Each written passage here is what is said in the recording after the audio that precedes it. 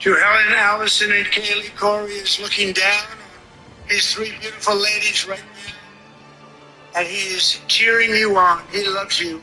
He is cheering you on.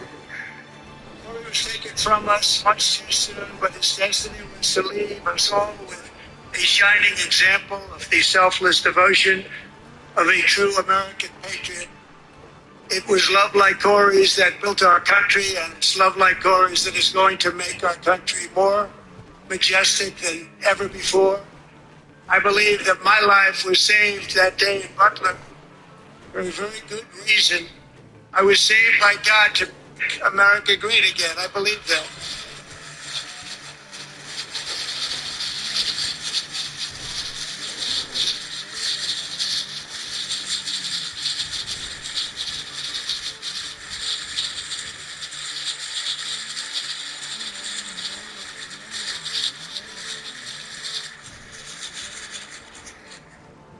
Thank you very much. From the patriots of Lexington and Concord to the heroes of Gettysburg and Normandy, from the warriors who crossed the Delaware to the trailblazers who climbed the Rockies, and from the legends who soared at Kitty Hawk to the astronauts who touched the moon, Americans have always been the people who defied all odds, transcended all dangers, made the most extraordinary sacrifices, and did whatever it took to defend our children, our country, and our freedom. And as we have seen in this chamber tonight, that same strength, faith, love, and spirit is still alive and thriving in the hearts of the American people. Despite the best efforts of those who would try to censor us, silence us, break us, destroy us, Americans are today a proud, free, sovereign, and independent nation that will always be free, and we will fight for it till death. We will never let anything happen to our beloved country, because we are a country of doers, dreamers, fighters, and survivors. Our ancestors crossed a vast ocean, strode into the unknown wilderness, and carved their fortunes from the rock and soil of a perilous and very dangerous frontier. They chased our destiny across a boundless continent. They built the railroads, laid the highways, and like the Empire State Building, the mighty Hoover Dam, and the towering Golden Gate Bridge. They lit the world with electricity, broke free of the force of gravity, fired up the engines of American industry, vanquished the communists, fascists, of the world, and gave us countless modern wonders sculptured out of iron, glass, and steel. We stand on the shoulders of these pioneers who wanted to build the modern age. These workers who poured their sweat into the skylines of our cities. These warriors who shed their blood on fields of battle and gave everything they had for our rights and for our freedom. Now it is our time to take up the righteous cause of American liberty. And it is our turn to take America's destiny into our own hands and begin the most thrilling days in the history of our country. This will be our greatest era. With God's help, over the next 4 years, we are going to lead this nation even higher.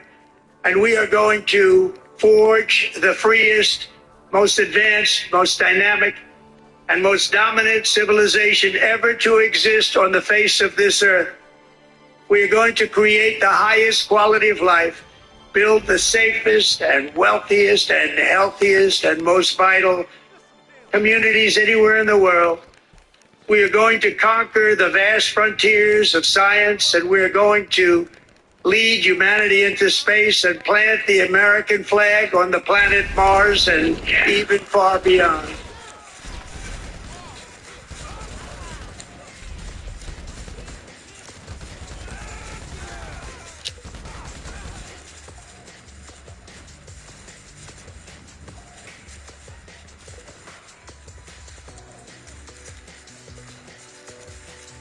Through it all, we are going to rediscover the unstoppable power of the American spirit.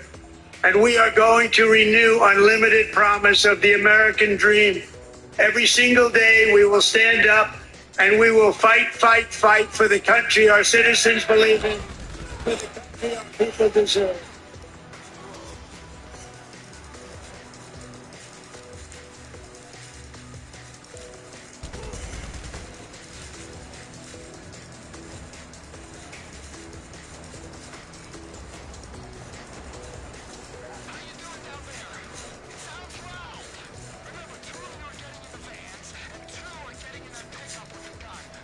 My fellow Americans, get ready for an incredible future because the golden age of America has only just begun. It will be like nothing that has ever been seen before. Thank you, God bless you, and God bless.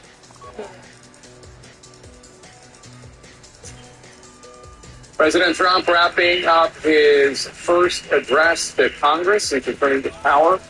In moments, we're going to hear the Democratic response from Senator Alyssa Slotkin of Michigan, but it was in some ways a campaign speech almost. Very, if one thinks that normally State of the Union addresses, joint addresses to Congress end up being kind of laundry lists of legislation that a president wants, this was quite different in many respects. He talked about tariffs. He talked about the border. He brought in some cultural issues. There were some touching moments with Americans, one getting into West Point, one with a 13-year-old suffering from brain cancer being made an honorary Secret Service agent. It was disruptive when Congressman Al Green, Democrat of Texas, stood and yelled at the president and had to be escorted out. He, I believe, was saying that the president didn't have a mandate to get rid of Medicaid. Many Democrats made their displeasure with the president's speech known by walking out or holding up signs. The president went on an extended length talking about DOGE, the Department of Government Efficiency, and alleged waste that was found in the Social Security system and the USAID disbursements. I'm sure our fact checkers are looking into all of that right now. The president talked about reclaiming power from the bureaucracy. And he made some news. John King talking about on April 2nd, that will be the day that reciprocal tariffs go into effect. That he wants to kill the CHIP Act, one of President Biden's biggest bipartisan agreements. And also that a top terrorist who was responsible for the Abbey Gate attack in 2021 in Afghanistan has been apprehended, at least in partnership with the government of Pakistan and is on its way to the United States. John King, what was your thought? It was trademark Trump. It was very partisan. It was very defiant. It was very focused on him. Parts of it were simply, forgive me, a parallel universe of things that are simply not true. He said he inherited a catastrophe in Joe Biden economically. He inherited the strongest economy in the world. That's potholes, but he inherited the strongest economy. But he said they've discovered hundreds of billions of dollars in fraud already. There's no proof of that. They've discovered some. They've cut some spending and found some things, but nowhere near the numbers he said. He did, interestingly, he didn't ask for patience, but he did say there would be disturbances. His number one mandate is to lower costs. Costs are not down in America. It's only 43 days in. It's not time to say, it's his problem. But he blamed Joe Biden for the fact that prices were still up. But he did say there would be disturbances as tariff policies and other economic policies would go in. That you could translate into a bit of an appeal for patience, although he would never say it so ways. Another interesting moment to me was when he told Congress, essentially, he is very frustrated. He promised mass deportations in the campaign. Border crossings were down, but deportations were running about the same at the Biden level. And he told Congress, I need that money. I need money to do that, and I need it now. The biggest challenge, he can sign executive orders every day, but if he wants to get the big things done, like extend his tax cuts and do other big structural things, he needs a Congress which has one vote to spare in the House of Representatives to start doing things. And he put more pressure on them to act more quickly to send it his way. And he also included, again, traditionally this was a Republican idea, although it hasn't happened since Bill Clinton. He said, I want to balance the budget. There is nothing on the table from the Republicans in Congress for the first Trump term, nothing on the table that comes anywhere close. We're landing on Mars is closer to us than down. We should also note that this is, if you include states of the Union and joint addresses to Congress, it's the same thing. when it gets to Congress is in the president's first year, and then after that, the State of the Union. This is the longest one in modern history. But before tonight, Bill Clinton, for 89 minutes, spoke in the year 2000. Donald Trump. What did you think of the Democratic response? He really, I've never heard a president attack the opposition in a speech like this in such a pointed way, even going after to use a rather derisive nickname for Senator Elizabeth Warren. Right. To react to with smiles and clapping. Basically, she was going to give him that moment. Look, I mean, just watching this and I came here from Capitol Hill, this was like more like the House of Commons than the House of Representatives, except without the clever accents and the classy accents that we see in Great Britain. And what President Trump did was set up the Democrats as foils, and the Democrats, politically speaking and on policy, were all too happy to be foils, because that is what they're trying to find their footing on. Having said that, just the way that there was the back and forth, back to my House of Commons analogy, the back and forth between what we heard from the president and the Democrats. It's something I don't think I ever thought we would see in a presidential address like this. One thing I just want to add is that when it comes to the big picture of what Donald Trump is trying to do, he's trying to say it is full speed ahead. He is not letting his foot off the gas. And all of the things he promised, all the things he's done in these early 43 days, I mean, tomorrow we can wake up and he'll get rid of the tariffs, because that maybe is the most controversial. But everything else, he's all in. Maybe this might be a bit of a misreading of what his mandate really is. I mean, I think that this is a speech that seems to me it has been overtaken by a popular narrative that it's about all of these other ancillary issues, the culture war stuff, and so on and so forth. But the truth is, the American public was unhappy about the state of the economy. They were anxious about what it meant for their families, about what they were able to afford, about where the country was headed, predominantly on financial issues, but also on immigration. And I still heard this speech as being an 80-20 speech, but it's really 20% about cost of living and the economy, and 80% everything else. And that works in a speech like this because it gets rousing applause in the room. It's getting people going on social media. But I also think that at the end of the day, this is not what he is going to be judged on. And the question is, what is going to touch people's actual lives? Mm-hmm. And I don't think that a lot of the stuff that he talked about today will do that. It's emotional. It works well in a speech. But people are still looking at their checkbooks and wondering when the relief is coming. The bottom line here, the big picture, this was an incredibly divisive speech. It was also an incredibly divisive moment. You saw the division on display from the Democrats as well. That reflects an incredibly divided America, and one that is still, very much reeling from a series of economic challenges and our own challenges with the COVID pandemic. Right? I think there's still an element of the things that brought to our reality, to our culture, that we are not over yet, that is driving some of the division that was on display, but also the general kind of unhappiness and feelings of, morass in the American public. And, again, these moments, and John, you've covered so many more of these than I have, but since I started doing it when George W. Bush was president of the United States, I don't think I've ever seen something that was so pointed, so partisan, not just in what the president was saying, but in the mood in the room, the sort of aggression, the occasional cruelty, the mocking, the laughter. It had a tone. I mean, these are usually moments for at least all of us to say, okay, I may not agree with you, Mr. President. I may have differences on that policy, but we're going to stand here at the top and we're going to say this is about our union, right? The things that we all can get together on. And there was none of that. We should write down, do not speak the sentence, polarization can't get worse, because it keeps getting worse. So, Caitlin Collins, President Trump promised unrelenting action and said he's just getting started to his supporters. That's exciting. He's just getting started, unrelenting action, and to his detractors, that must sound rather bleak.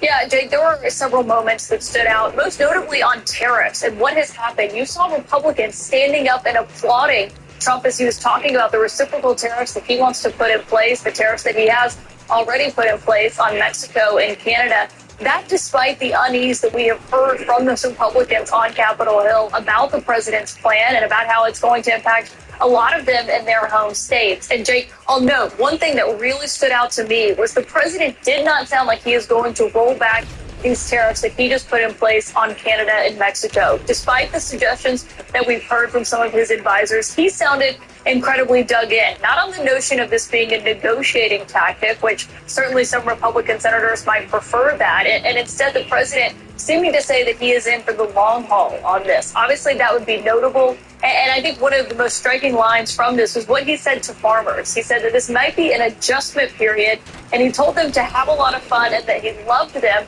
but noted they may have to bear with him again. Jake, that's a reference to the tariffs he put in place the last time he was in office, when eventually we had to see the USDA bail out farmers to the tune. A big question that has been looming over this time around, Jake. And Caitlin, we're about to have the Democratic response, but just quickly, I see absolutely no evidence that President Trump intends these tariffs as a negotiating tactic, or this is some sort of opening bid or gambit. It seems to me that he really believes in the presidency of William McKinley and ascribes all the successes during that period of economic growth in the late 18th century or late 19th century, early 20th century to the tariffs, although economic experts will tell you, economists will say there were a lot of reasons, including immigration and the Industrial Revolution, but he really seems to believe in tariffs as an achievement unto itself. So let us turn now to the Democratic response. Alyssa Slotkin, the brand new senator from Michigan.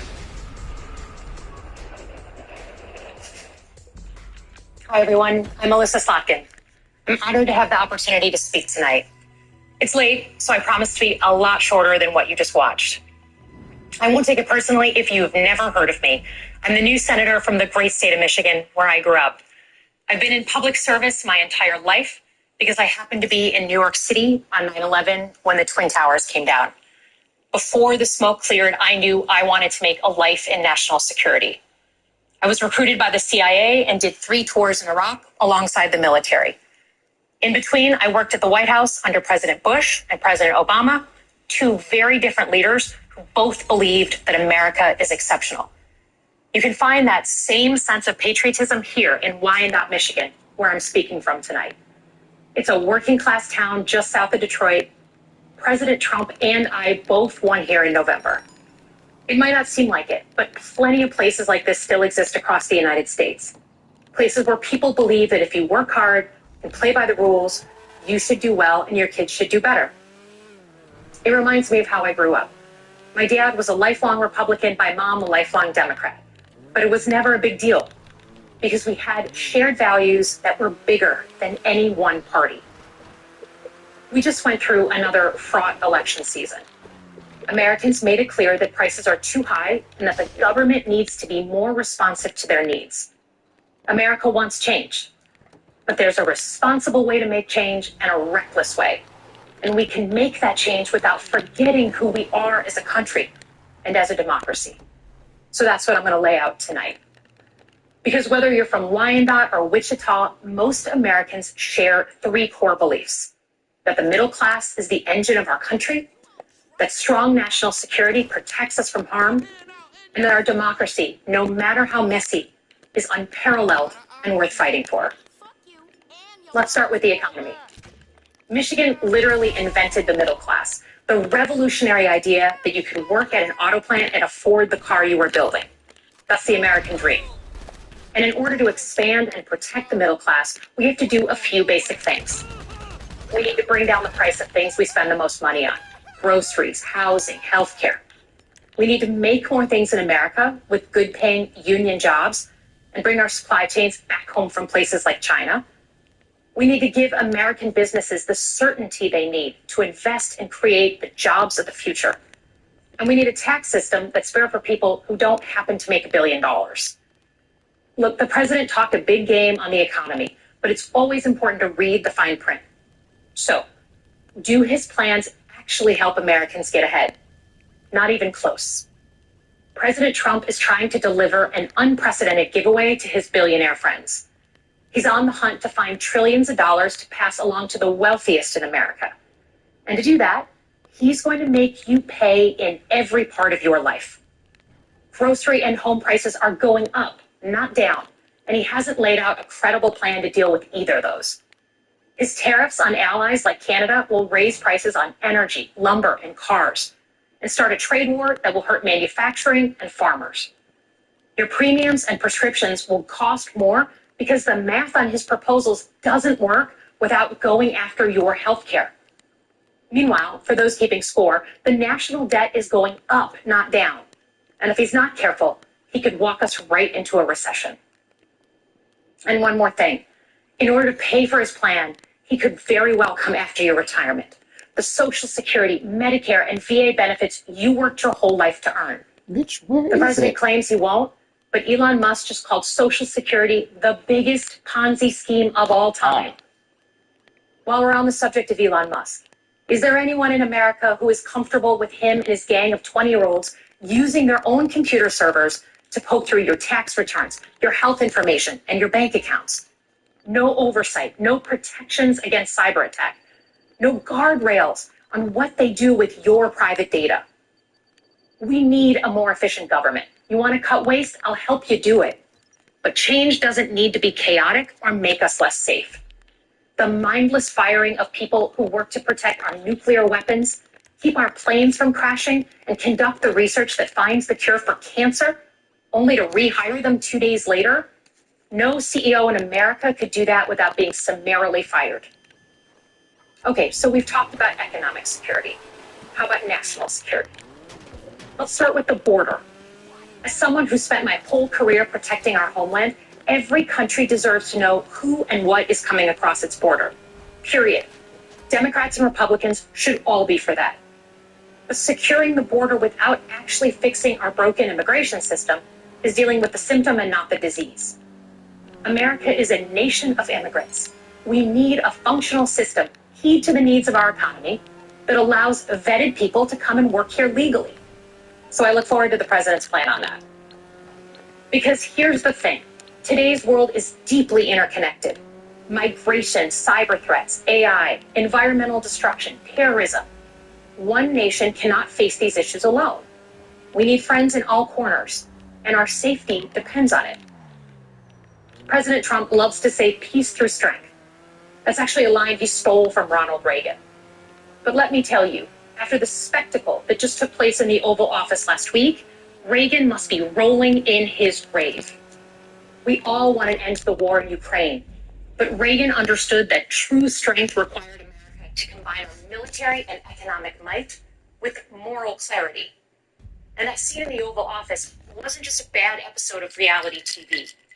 It summed up Trump's whole approach to the world.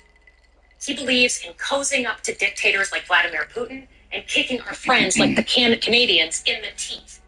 He sees American leadership as merely a series of real estate transactions.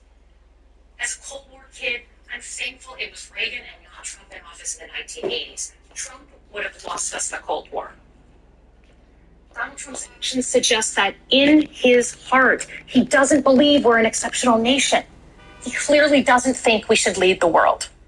Look, America is not perfect, but I stand with the majority of Americans who believe we are still exceptional, unparalleled. And I would rather have American leadership over Chinese or Russian leadership any day of the week. Because for generations, America has offered something better. Our security and our prosperity, yes, but our democracy, our very system of government, has been the aspiration of the world. And right now, it's at risk. It's at risk when the president decides you can pick and choose what rules you want to follow, when he ignores court orders and the Constitution itself, or when elected leaders stand by and just let it happen. But it's also at risk when the president pits Americans against each other, when he demonizes those who are different and tells certain people they shouldn't be included. Because America is not just a patch of land between two oceans. We are more than that. Generations have fought and died to secure the fundamental rights that define us. Those rights and the fight for them make us who we are.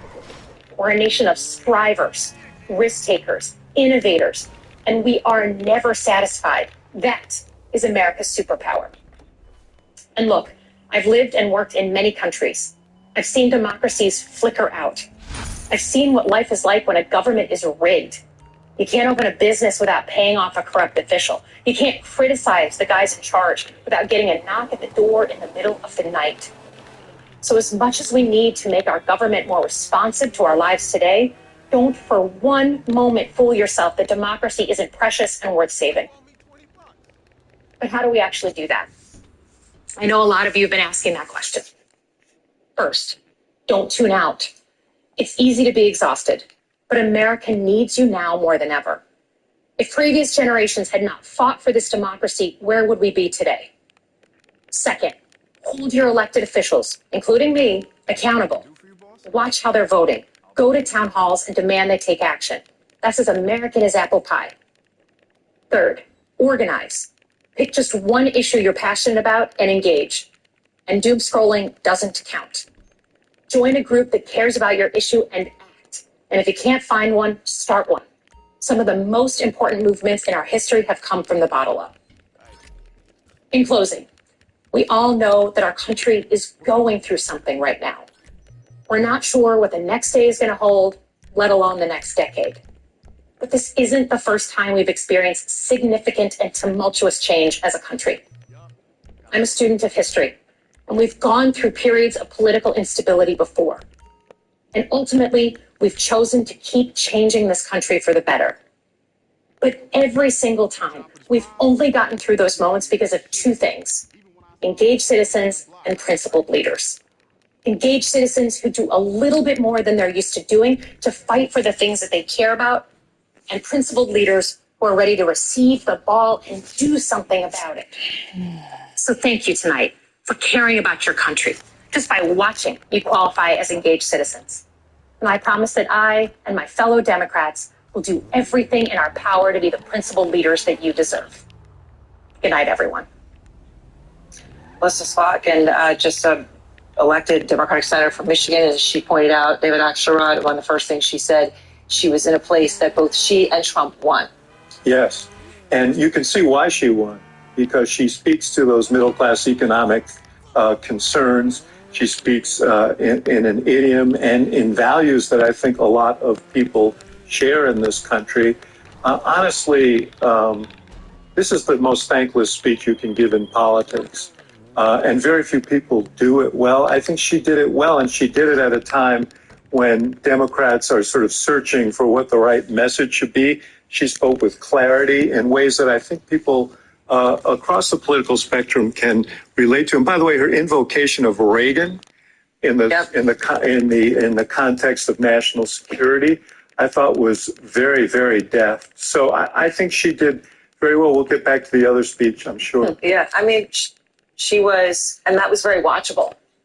Yeah, I mean, look, I'm sure she's a very nice person. None of this will be remembered because this was a horrific night for the opposition party, regardless of how well she just spoke. It started out with Al Green getting thrown off the House floor because he couldn't keep his emotions under control.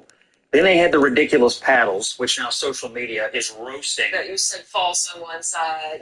Ridiculous.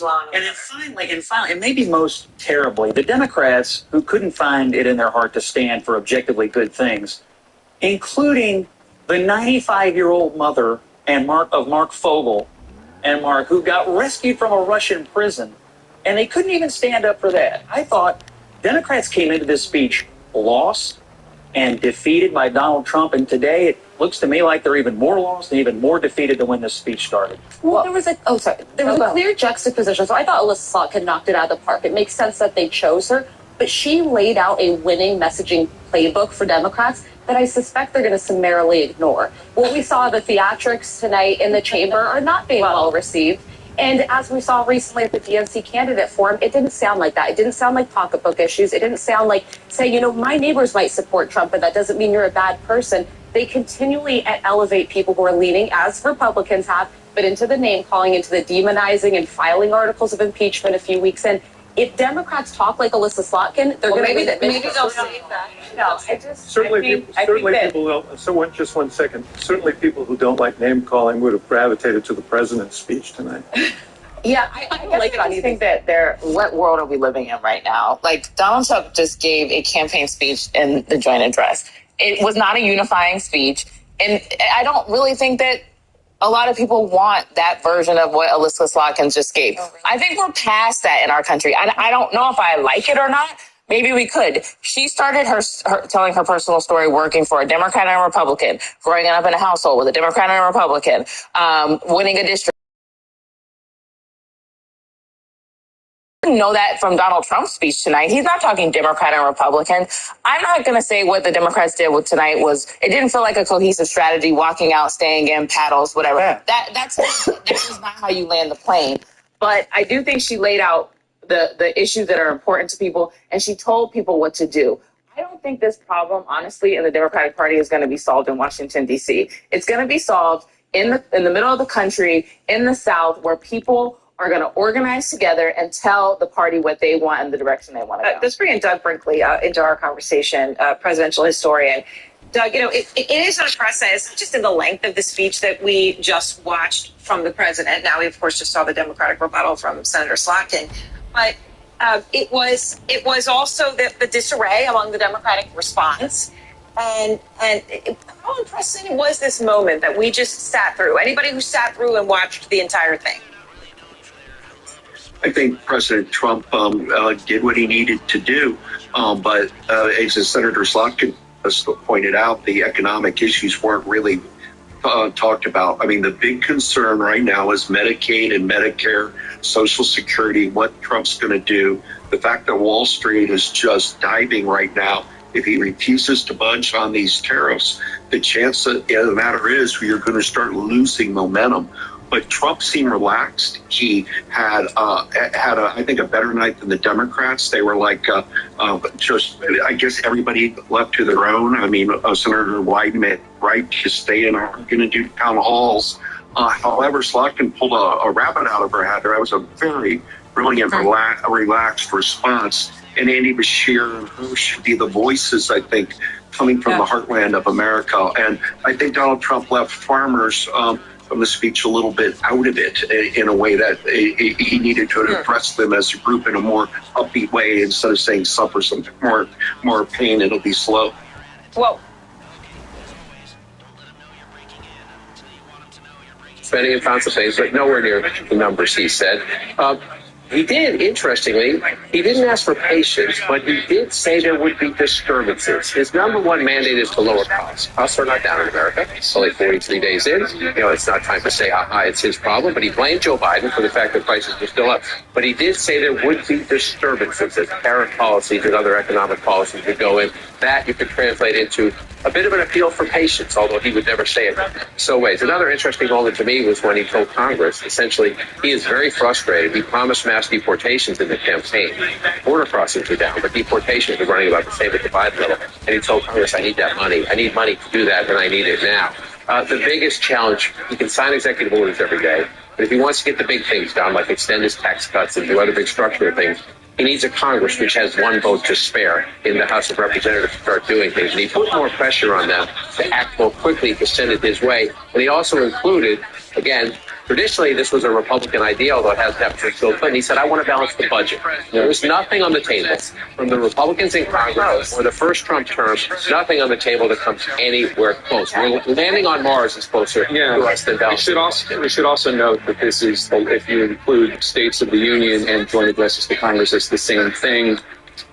Joint addresses to Congress is in the president's first year, and then after that, the State of the Union minutes spoke. In the year 2000, Donald Trump passed that, including the time of the disruption of Albany, with not moved from office immediately. Because we are draining the swamp. It's very simple. And the days of rule by unelected bureaucrats are over.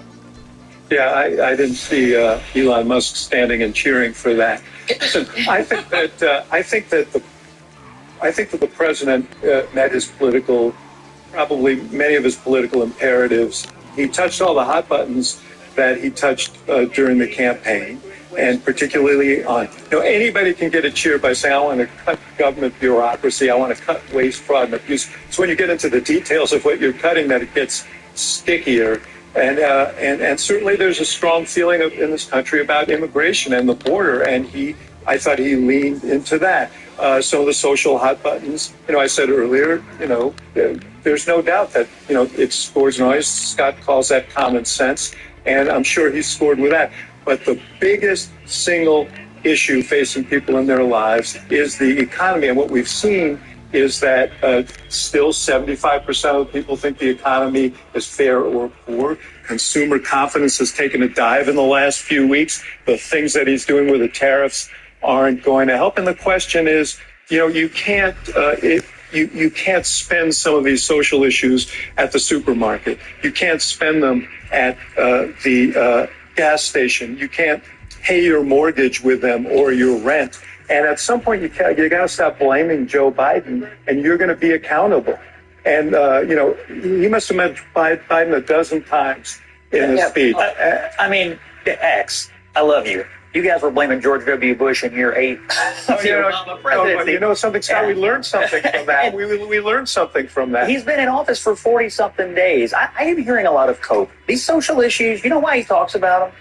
Because they work. They're like 80-20 issues, and he's on the right side of them, and Democrats are on the wrong side of them. It worked in the campaign, and he's not talking about the right things. It worked in the inaugural. It's working in the executive orders. It's why he put it in the speech tonight. And on immigration, you're exactly right. It's his number one achievement so far. The border's effectively closed. The line of the night was they kept saying we need new legislation to secure the border, but it turns out all we really needed was a new president. Without question, in my mind, top scoring. I feel like when we were talking about what the issues were that were winning this election, it was the economy and it was immigration. So he is doing stuff on immigration. I still don't know how eggs are going to get cheaper. I still don't know how people are going to stop slaughtering the chickens. Well, how many did Biden kill? It was a bloodbath. I know. Okay.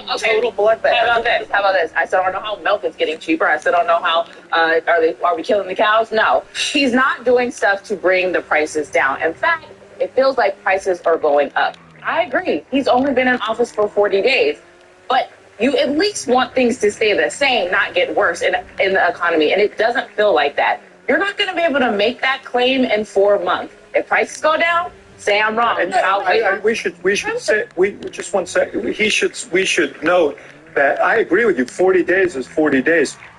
He was the one who said, day one. He's the one who used the day one. And he hasn't talked about it during these 43 days. Hardly at all. He's doing things tariffs are going to raise costs on people. So the question is, what gives you reason to believe that it's going to get better? He's not focused on that. The main part of the speech, just to answer X, it was energy. I mean, he talked a lot about energy. It's not getting a ton of attention. It was smart for him to do a big section on energy. It is along with making the tax cuts permanent, it is the fastest way, I think, for him to bring relief to the American people. Right now, the tariffs on Canada are going to raise it. Okay, if I may, real quick. There was a very important line on tariffs where he said there will be a little disturbance. He telegraphed that there's going to be... Want to play for it? Let's play it. And then, okay. Tariffs are not just about protecting American jobs. They're about protecting the soul of our country. Tariffs are about making America rich again and making America great again, and it's happening, and it will happen rather quickly. There'll be a little disturbance, but we're okay with that. It won't be much. That was a key line because the rest of the speech was red meat to his base to say, stay with me. We caught a terrorist tonight. We got the Abbey Gate masterminds. Blake and Riley acknowledging her family, naming a nature preserve after someone who was an angel mom. This DJ Daniel moment, that is going to live with his base for months. This is going to energize them. And it's going to give them a little bit of patience as he figures out what he's doing with the economy. He knows that he's not there to win Democratic votes. He's to keep the people who voted for him on his side as he tests this whole tariffs theory, which I think will be a disaster, but that's what he's trying to do. David, just one other thing he said towards the end. He said, talking about Butler, and he talked about Mark Fogel and his mother being there, and how she'd come up at the rally, and that's why he had spent this time to free her son from prison. And then he said, I was saved by God, talking about being shot in Butler, to make America great again. I believe that. Now, the New York Times says at that moment, Nancy Pelosi leans over to Steny Hoyer and goes, oh, my God. What is a moment like that? I'm sure that's an emotional moment that connected with a lot of people. I just want to, 160 years ago tonight, Abraham Lincoln gave his second inaugural address. He said, with malice toward none, with charity for all, with firmness in the right as God gives us to see the right, let us strive on to finish the work we are in, to bind up the nation's wounds. What a different spirit that was. And that was after a civil war. So it's one thing to mine our differences. It's another thing to try and heal our differences. And that is, that's the difference between real leadership and political expedience. Would it have been healing to stand for Mark Fogel? Might have been. No, I agree. Look, you are absolutely right. DJ Johnson. I will do what you will not. I will say, I think there were times when they should have risen. I think what Al Green did was despicable. I liked Alyssa Slotkin's speech. I think that's where Democrats should go. That doesn't obviate the fact that you shouldn't exploit our differences. You should try and solve problems and heal our differences. I don't see that inclination on the part of this president. All right, let's send it back to you, Jake. Thanks so much, Aaron. Let's start with, in a 99-minute speech, particularly one given by President Trump, there's going to be some fact-checking that needs to be done. So let's bring in CNN's Daniel Dale, who's been very busy checking all the facts. Daniel, I know you can't do everything in that 99-minute speech, but give us some of the highlights. Jake, President Trump was, believe it or not, marginally more careful with the facts tonight than he usually is. He was on script, so this was not like one of the usual ad-libbing rally speeches or debates with like 30 false claims. But by the standard of any politician in Washington who is not Donald Trump, that was still an extremely dishonest speech. I counted at least 13 flat false claims, and that is a preliminary count that doesn't include a whole bunch of additional misleading or uncorroborated claims. He, for example, repeated his false claim that foreign countries like China pay his tariffs, though Americans make those tariff payments. He wildly exaggerated figures on inflation and immigration under President Biden. He claimed to have terminated something called the Green New Scam, even though the Green New Deal congressional resolution was never actually passed, and Trump has not repealed the big environmental law that President Biden did pass. There's a lot more, as you said. You can read our full list on CNN.com. But now I want to go into detail on an important and eye-catching claim that was highly misleading. The president talked at length about millions of people being listed as alive in a Social Security database, even though they're obviously dead. Listen. 3.9 million people from ages 130 to 139. 3.5 million people from ages 140 to 149. And money is being paid to many of them because it just keeps getting paid and nobody does. And it really hurts Social Security and hurts our country. And one person is listed at 360 years of age, more than 100 years older than our country. I've spoken to conservative experts about this claim, and they've noted, Jake, that the president is leaving out something absolutely critical to understanding this issue. Here's what he failed to explain. These numbers are not the numbers of dead people who are actually getting paid Social Security checks. Trump was referring to a legitimate problem with some deaths not being marked in the Social Security database, but that doesn't mean people listed as being 150, 200, 300 are actually getting money. And that's because Social Security already has a system in place to automatically cut off people who are listed as being 115 or older. Now, 2 years ago, an inspector general looked into this. She found there were about 19 million people 100 or older who were not marked as deceased. But critically, she also found that only 44,000 of these people were actually receiving payments. And one conservative expert told me even those 44K are likely legit payments, since at the time there were about 86,000 living Americans age 100 or older. Now let's listen to something the president said about the war in Ukraine. Europe has sadly spent more money buying Russian oil and gas than they have spent on defending Ukraine, by far. Think of that. They've spent more buying Russian oil and gas than they have defending. And we've spent perhaps $350 billion, like taking candy from a baby. That's what happened. and they've spent $100 billion. Those are fictional numbers, and this is a fictional narrative. President Trump keeps telling the story about how the U.S. has sent Ukraine way more than Europe has collectively. In fact, Europe has committed and provided more aid to Ukraine during this war than the U.S. has. So Trump said the U.S. has spent $350 billion and Europe $100 billion. Well, a German think tank that closely tracks this issue found the U.S. has committed about $126 billion, actually allocated about $121 billion, so way less than $350 billion. He said Europe has spent $100 billion, while the think tank found Europe had committed $263 billion, so way more, actually allocated about $140 billion. Now, you can get different numbers with different counting methodologies, but nobody legitimate, even the U.S. government itself, has gotten anywhere close to that $350 billion figure that President Trump keeps using, Jake.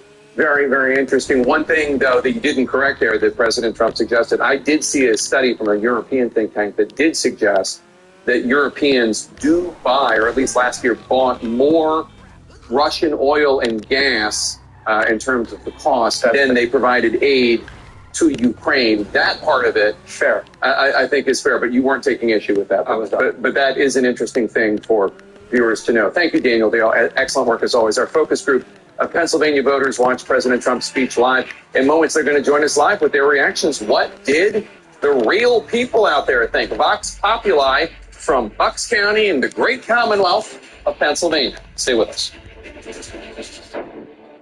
When it comes to rooting out corruption, do the FBI's ends justify the means? It was humiliating. It's embarrassing for the country. The United States of Scandal with Jake Tapper, Sunday at 9 on CNN. I told you I don't need these anymore. I'm slaying. Okay, morning. I only let Sling deliver the news I need to stay informed. Thank you very much. Nice one. Similar to what you just said, there are gay men who have not healed their trauma, who gravitate to these toxic straight folks, reality stars. They know that they feel a way about them, but they will still spend $40 and $50 to see them walk through a gay club. Same way some of you are so drawn to Kim Burrell. I don't give a fuck how talented she is. She's as hateful as she is. Hold on, I gotta address something because they said so Maddie don't see it for Tommy because of her homophobia towards trans women. But I see it for, no, I just held Dr. Heavenly accountable. So let's not act like I didn't hold Dr. Heavenly accountable, and let's not act like that I made excuses for her, because I laid all of my thoughts on the table, and I also held my own self accountable. See, this is what we were just talking about, selective hearing. I don't know Tommy. I watched the video of her running trans girls down to the ground. I watched her running the girls down to the ground. I was like, well, that's interesting. Mm-hmm. I watched her do that, and then I watched her also be headlining, or not headlining, but also posted with all that, the faggot shit. I watched her post them booking her for all the fag stuff. Mm-hmm. And so I see that too. So yes, I did hold motherfucking, don't say I did not. No, I did hold her accountable. I said what I said. I did hold her accountable. So we're not going to do that. But I also put context into it with her and even with Tommy. That's stuff that's been inherently passed down to them. And sometimes they act out of, and I also said in my own statement, bitch, I'm going to use some homophobic and transphobic when I want to swing on me a bitch. I'm going to use it. I cussed a trainee out months ago and told that hoe to pull your nuts down, nigga, when you talking to me. Puss ass fuck, nigga. That's what I said to that hoe. Was it right? I don't give a fuck. Was it right? I don't give a fuck if it was right. Because the pussy nigga was fucking with me. So fuck the pussy nigga. I told that Mexican Cuban or whatever the fuck they was to get out from under my motherfucking communist bitch and get under the bed because it's outside. I said that. I told that bitch ass nigga that was getting fucked on Twitter, all the niggas that said that I was in his inbox trying to suck his dick, ain't no motherfucking hoe that get fucked in his ass like a female, bitch, can't say that I was trying to fuck on them. So there you go. So don't come over here telling me what I didn't say or what I said. And you say I'm signing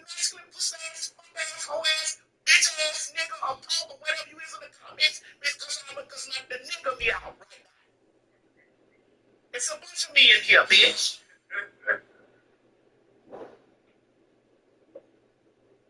The fuck?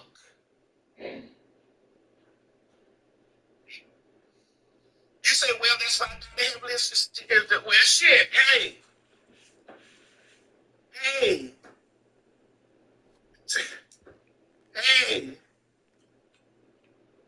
I'm just saying. You're not gonna motherfucking try to check me by what I said. I said what the fuck I said.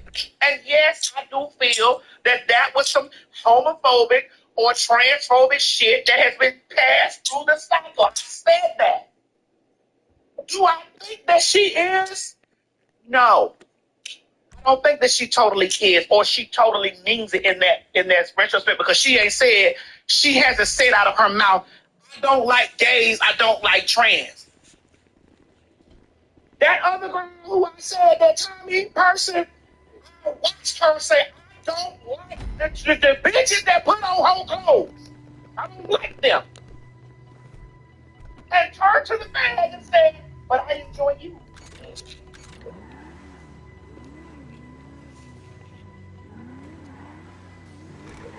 So, talk to me, motherfucking. I'm not all wrong at the same fucking time, bitch. So here we are. The point of the matter that Craig and I are having a conversation is, we all got a lot of unlearning to do. The faggots, the straights, the dykes, the trannies, the punks.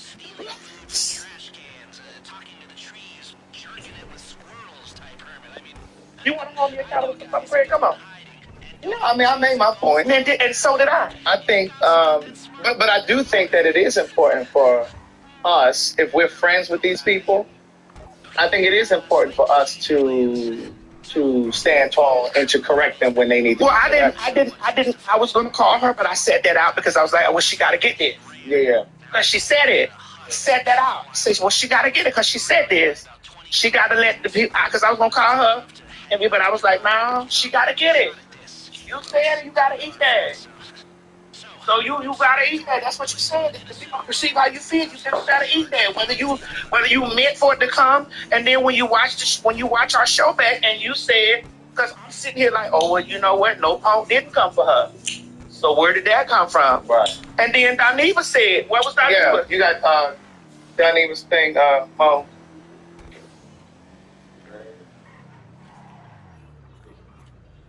So he says, do y'all now see why I say I don't fool up with fish too heavy? And he basically said in the comments, down in the caption, he said, what Heavenly said is how most of y'all feel. My text messages have been going off all night. People wanting to know what I think. Here's what I think. I have learned how to navigate the world being considered less than a man since the 3rd grade. Honestly, I have no real reaction. It's another day at the office for me. Unfortunately, especially in the Black community, this is a shared thought by the majority. Well, he just broke it down the way I over-elaborated it, but that's exactly what I just said at the top of the damn show. And she apologized, if that's what you call it. I'm just emotional right now because, and again, let me apologize for what I said before. I made a lot of people feel uncomfortable by something I made, and it was mistaken. And I want to say I apologize. It was an ignorant statement I made about, being a real man, or whatever. I want to apologize for that again and again. Y'all know, if y'all know me, y'all know I didn't mean anything by it, but it doesn't take away from somebody I might have hurt their feelings. So I will apologize for that. Again and again and again, I was wrong. That was an ignorant statement. And now, you do know if this was a white person saying some shit about Black people, we'd be trying to get them bitches fired. Yeah, we would. You know what I mean? Because that shit, that's hit different when it's color. Mm-hmm. Mm-hmm. Even with us faggies, it just hit different when it's color. Yeah. Yeah. Because again, I'm going to make this statement. And maybe you'll feel me. Again, we we expect white people to do exactly what they do. So, bitch, because I expect for you to do that nigga shit, I'm gonna hold your feet to the fire about that shit. When it comes to our community, we be like, damn, we expect refuge here, but okay, I gotta fight you too, bitch. Okay.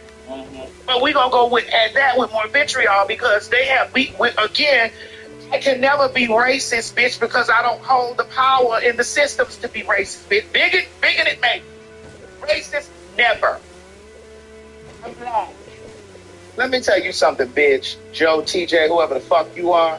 Craig is just messy. People can apologize and he still wants to hold a grudge. Bitch, I don't have a grudge. I'm holding accountable. I don't have a grudge. I'm holding her accountable. Know the difference. And if you accept that as an apology, that's your motherfucking business. I'm just simply telling you, I don't think that was a real apology. I think that's like you were saying a moment ago, I think that's how she feels. I think that's what she really believes, that gay men are lesser men than straight men. Well, let's have more conversation on this. And that's what I'm saying. I think we just like to have more conversation on this with you right now, Craig. Okay. I just think it's about constantly educating. Yes. And it's like we have to constantly do our work. Oh, can you pull this camera out because it's doing this in Craig's head? Just like I was saying a moment ago, for the rest of your life, you have to still affirm yourself as a trans person. And for the rest of my life as a gay person, I still have to affirm myself. Okay. Even as black people. Thank you. No more. Even as black people, we have to affirm ourselves living in this white fucking country. We have to remind ourselves every single day, bitch, we are beautiful. We are the magic. We are all that we are. So it's the same thing. Damn, my damn Instacart water gonna be fucked up. Bitch, my phone died. And so, you want to? Or is it different? No, it could. It'll work. No, that phone, I can see the Instacart. Okay. See, that's why I have an Apple phone. They all connect. Right. And so, it's just like, have that heavenly phone number, but we're not friends. So I'm not in a space to educate her. Well, I got Heavenly phone number and we're friends. Right. I just said that I was not going to do that because she needs to feel the lashing. Let her get her lashing. Yeah. You know what I'm saying? Because sometimes people let me get my lashes, get her lashing. That girl, corrected behavior is what I would consider a real apology. Corrected behavior. That's what I would consider a real apology. Oh, man, they gave me this. Oh, what is that? Damn, I didn't want that. Bitch, I didn't want that shoes. You know they substitute there. Damn. It's Welch's, but it ain't the one. Oh, it was cool. You don't like that? Damn. All right. Yes. Oh, man. Oh, we awkward. He puts that hole trying to put words in my motherfucking mouth. Okay. Well, okay, then I'm going to say that y'all can move on. My thing is, what people better realize, you can't hit me and then don't go. If you want to offer to shoot you, you want to offer to hit you with a bottle, you want to offer to hit you with a bat. So my thing is, sometimes, bitch, I'm going to always go below the belt. If bitch, I'm going to always fuck your head, warm out your head. I'm going to always. Because that's we Florida. That's like, and we say shit like that, but that's a part that's culturally. Yeah. And now, if she was in an argument with a gay boy, okay, fine. Correct. And I said, we got it. But we from Florida. So that's why people can't understand when we say we'll slap a bitch 8 or 80. We don't give a fuck what's between your legs, bitch. You run up, you get done up. Other places be like, oh, that's a this, that's a that. We don't give a fuck nothing about that. That's why a lot of niggas, bitch, I watched Trick Daddy whoop a bitch ass, whoop a whole ass in the club. We stood there and all the men stood around. Bitch, I watched them do this shit. So I don't want to hear no shit about men talking about that's a female. I don't watch Trick whoop a bitch ass. We was in the motherfucking Trick whoop that bitch ass. Everybody stood back there.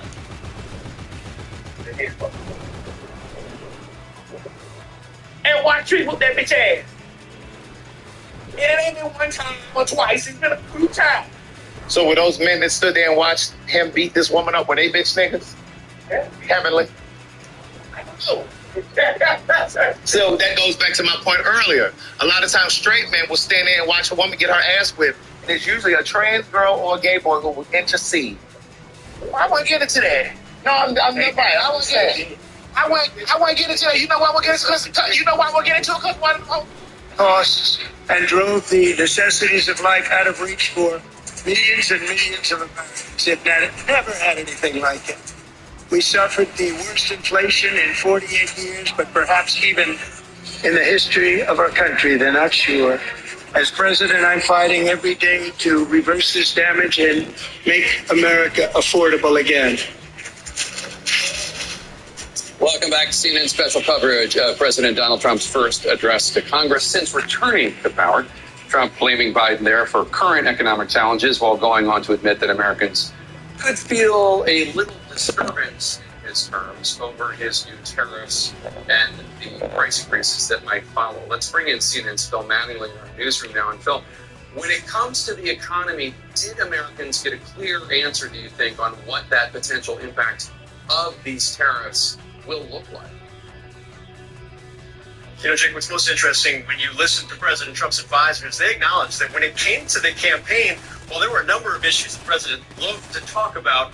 The economy and grocery prices in particular were absolutely critical to their success. What we heard tonight from the president was an expansion on very clear and very expansive energy-related plans, but also a reiteration of a very clear belief President Trump holds, and that is as it pertains to tariffs, an issue that has rattled Wall Street, particularly over the course of just the last 23, almost 24 hours, but also consumers as well, with the president slapping 25% tariffs on Mexico and Canada, an additional 10% on China. Those are the three largest U.S. trading partners. And if you took anything at all away from President Trump's remarks tonight, it's that Wall Street traders or consumers who are looking at Trump's tariffs and thinking, maybe this is a negotiated ploy, maybe this is a tactic, maybe he doesn't mean that. They should take note of what was said. In particular, 4 words. President Trump talking about his forthcoming reciprocal tariffs proposal, saying, quote, now it's our turn, really underscoring a very clear belief the president has often talked about, but now very clearly is on the books and on its way over the course of the coming weeks and months. Now, what's most fascinating about this, Jake, is over the course of just the last 15 hours, markets have whipsawed, both in day trading, but also in trading after markets closed later in the afternoon, when one of Trump's top advisors seemed to allude to the possibility of a deal with China, or with Canada and Mexico that would perhaps pull off those 25% tariffs. If you listen to Trump tonight, I think the reality is, and this is something underscored by advisors, his belief in the validity of tariffs as not just a strategic tool or a way to negotiate, but as a very real economic concept, dismissing large-scale views by economists that they don't work, that they do raise prices, that they could harm consumers.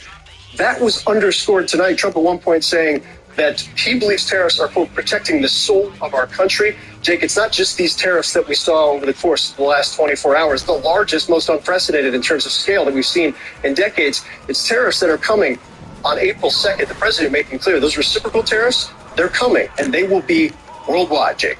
Yeah, Newt Gingrich, the former Speaker of the House and an admirer of the president, if not an advisor, said very, very clearly that he thinks that these tariffs, this is how President Trump views the economy going forward, instituting these tariffs. It's not a gambit. It's not a ploy. It's his economic principle. Phil Mattingly, thanks so much. President Trump laid out aggressive plans for his second term agenda tonight. How will he actually get it passed? One of his cabinet secretaries, who was inside the chamber for Trump's speech, joins us live ahead. Have I got news for you? It's back. Let's think of some new games to play. What do you got? Yes, something like what?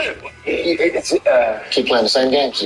Let's do the same games. Have I got news for you? Saturday at 9 on CNN. Sail through the heart of historic cities and unforgettable scenery with Viking. Unpack once and get closer to iconic landmarks, local life, and cultural treasures.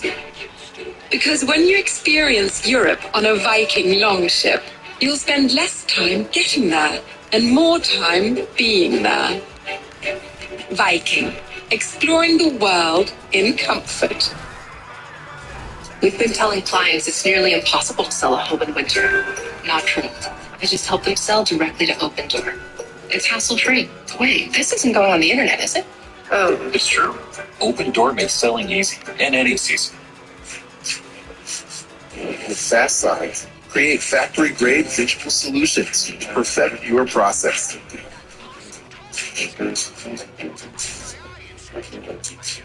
Fast signs. Make your statement. A heart attack? Do they have life insurance? No, But we have life insurance. John. I'm trying to find something we can afford.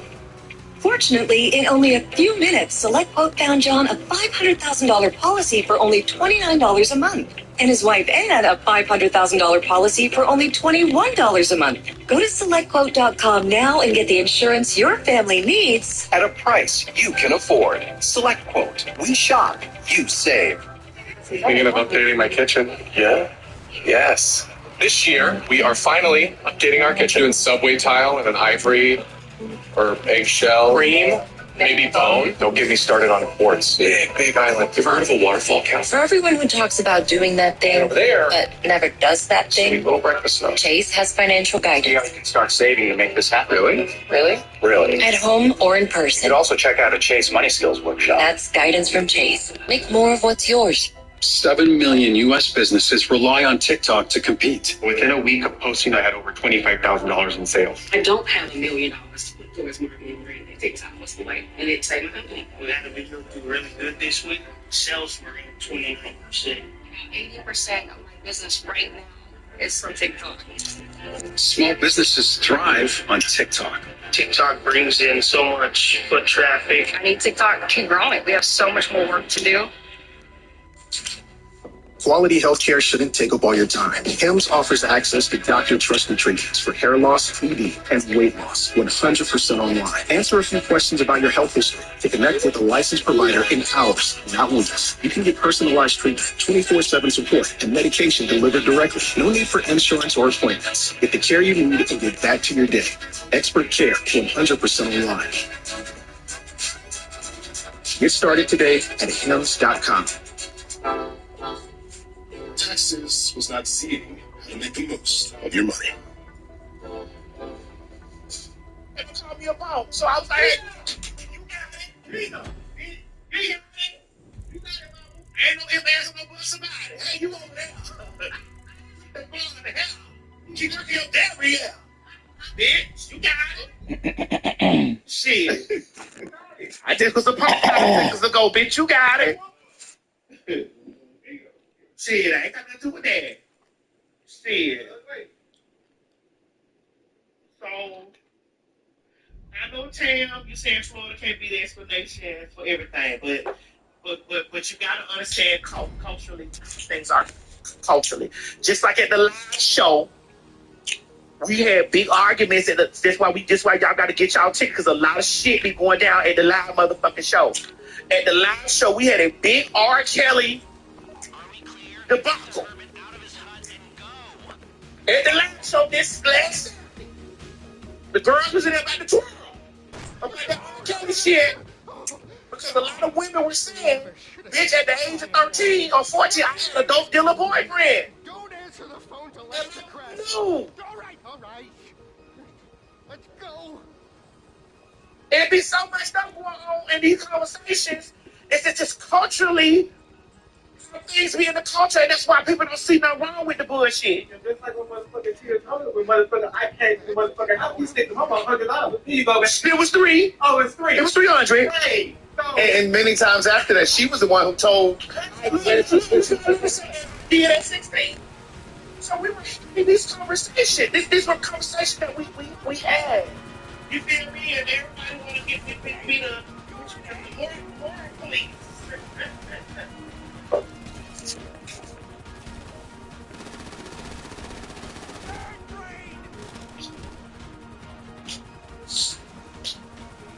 Ooh, wait a minute. There's no reason to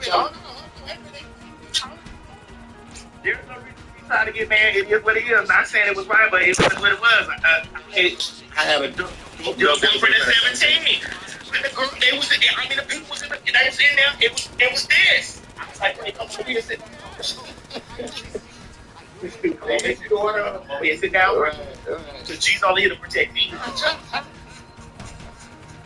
Sit down. Listen, he doesn't come around a secret. These girls ready. But Bob's on the floor about this shit. So, girl, just come over here and sit down, girl.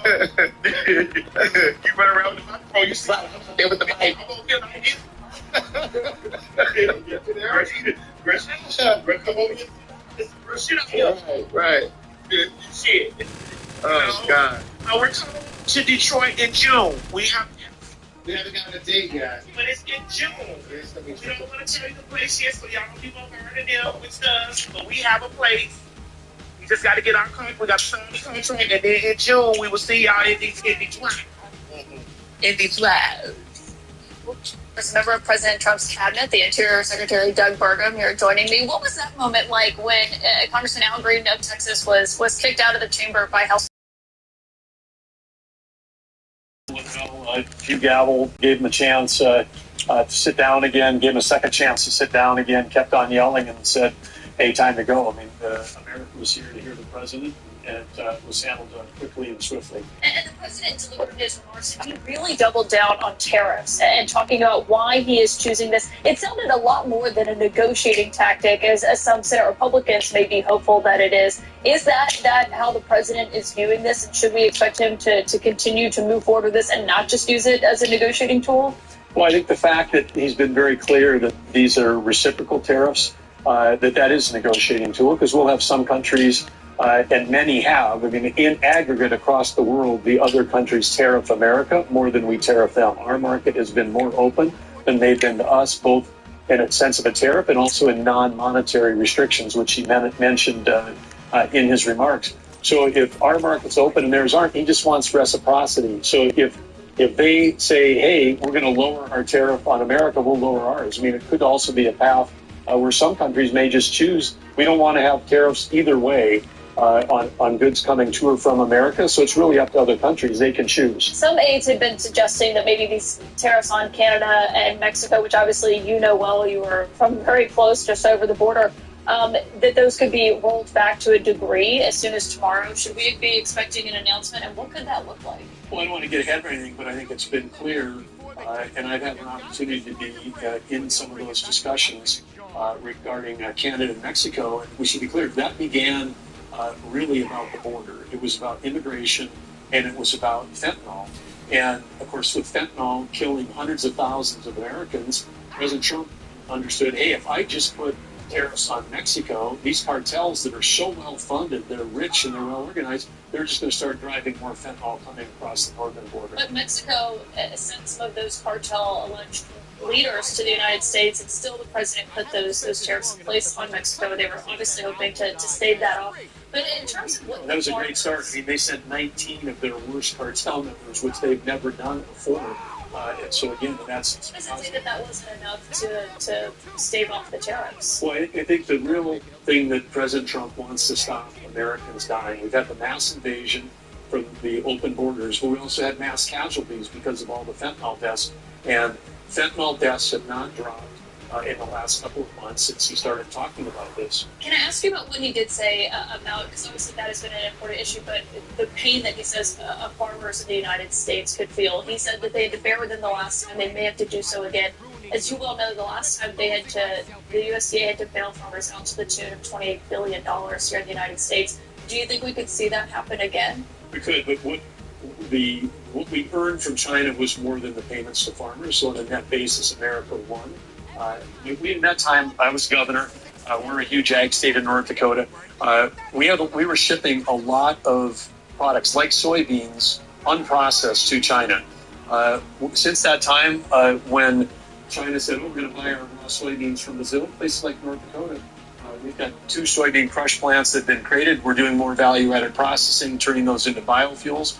So there's more opportunities for us to do value-added with ag. We don't have to be dependent just selling our raw crops to our competitors, and that's why President Trump tonight said to the farmers, I love you too, and get ready to make some money, because this is an opportunity for us to expand agriculture here in the U.S. We'll see how they do respond to those tariffs. Secretary Burgum, thank you for hustling over from Capitol Hill to joining us here. Yeah, great to be here. It was an inspirational night tonight, and President Trump was electric, and I think the one thing that really stood out for people in the room was the empathy. Every single person that he introduced, whether it was a mom of a soldier that was died or injured in Afghanistan withdrawal, whether it's the the mother and sister of Lincoln Riley. He's talked to all those people. If a police officer's been killed, he was at the funeral. The mother of the hostage from Russia, he had given her the promise. And I think the fact that he's called all those people, he's talked to them, and he knows them, is part of the reason why Americans respect him, because he's really in touch with the American people. And of course, the moment with the young boy with brain cancer was also incredibly really touching. That'll be a moment everyone will remember. Thank you very much for your time tonight. Aaron, back to you. All right, Caitlin, thank you. And now let's talk about, well, Ukraine and what happened there, what he really said, the international reaction to President Trump's speech tonight. President Trump referenced a letter. He said that he got a letter from President Volodymyr Zelensky today in his address. Let me just play exactly what he said. Earlier today, I received an important letter from President Zelensky of Ukraine. The letter reads, Ukraine is ready to come to the negotiating table as soon as possible to bring lasting peace closer. Nobody wants peace more than the Ukrainians, he said. Right, Nick Payton Walsh is alive in Kyiv, Matthew Chan standing by in Moscow, and of course where you are, it is morning. So everyone is now listening to what happened, realizing what happened. So Nick, the President of the United States said he got a letter from Zelensky hours ago.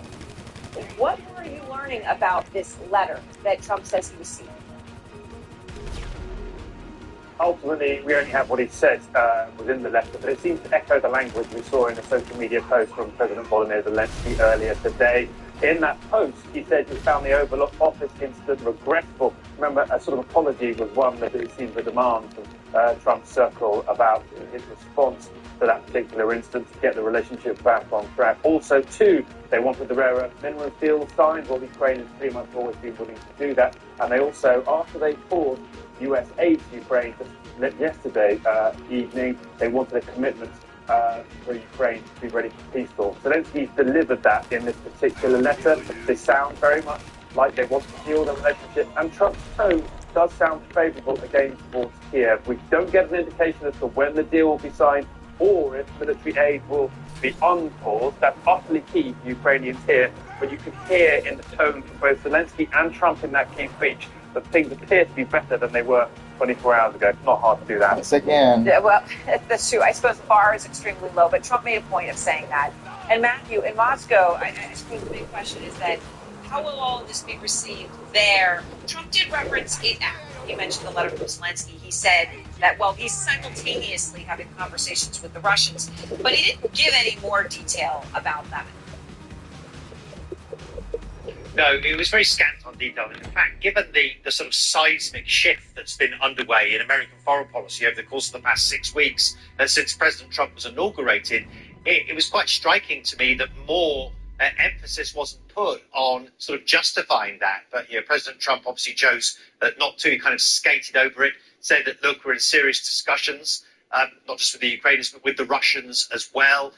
He's got the impression, he said, and I'm paraphrasing him slightly, that they're serious about coming to the negotiating table, serious about peace. But again, you're right, no actual detail on what those concessions might be from the Russians, what the terms of this deal that he's talking to them about behind closed doors actually is. And, so no more clarity on that from this address to Congress. All right, Nick, Matthew, thank you very much. In Kyiv and Moscow now here on this morning, this Wednesday morning. I want to go to Jim Sciutto because Jim obviously talked about Ukraine and Russia, but he made a very significant announcement about Abbey Gate and the terror attack on American soldiers in Afghanistan. What exactly did he say there? And as you look at that, something you know so important, what was surprising about it? Well, one of the newsiest moments, right, was the announcement of the significant arrest. Pakistan, acting on intelligence provided by the CIA, arrested a man named Mohammed Sharifullah, who is being described as a mastermind, or at least someone who provided training to the suicide bomber who attacked Abbey Gate August 2021 in those waning days of the chaotic U.S. withdrawal, when 13 U.S. service members were killed in that suicide bombing, as well as close to 200 Afghans who were gathered at that gate there as U.S. forces were leaving. Trump's CIA Director John Radcliffe says that he raised that issue with his Pakistani counterpart in the very first few days on the job. And now this suspect is on his way to the U.S. to arrive in the U.S. Tomorrow morning, where he will face charges with providing and conspiring to provide material support to terrorists. We should note this, that he was released from a prison in Afghanistan. This is important, Aaron, just 2 weeks before the Abbey Gate attack. And that's notable because it shows the results of the chaos of that withdrawal, right? You had many hundreds, thousands of prisoners being released during that time as the government was collapsing. Here is one of them, and he contributed to that attack that killed so many on that day, including 13 U.S. service members. Yeah, and obviously so much we don't know is, exactly why they're bringing him back as opposed to whether they, would have killed him in the field. And there's a lot of questions about this that I know we're going to be finding out in these next few hours. All right, Jim, thank you very much. And we've been talking about that CNN instant poll, and now we do have some results coming in about how American voters responded to the address they just saw from the president. We're going to bring you that in just a couple of minutes. Plus, what does come next for Democrats, who, while they were unhappy with Trump's speech and certainly disdain his agenda, are in the minority in both the House and the Senate. Democratic Congressman Maxwell Cross, the first Gen Z member of Congress, will join us live. Twitter. That's great, man. We invented a whole new thing. No one could possibly have understood where it was going. Twitter, breaking the word, premieres Sunday at 10 on CNN. Just your eyes. It's being time. You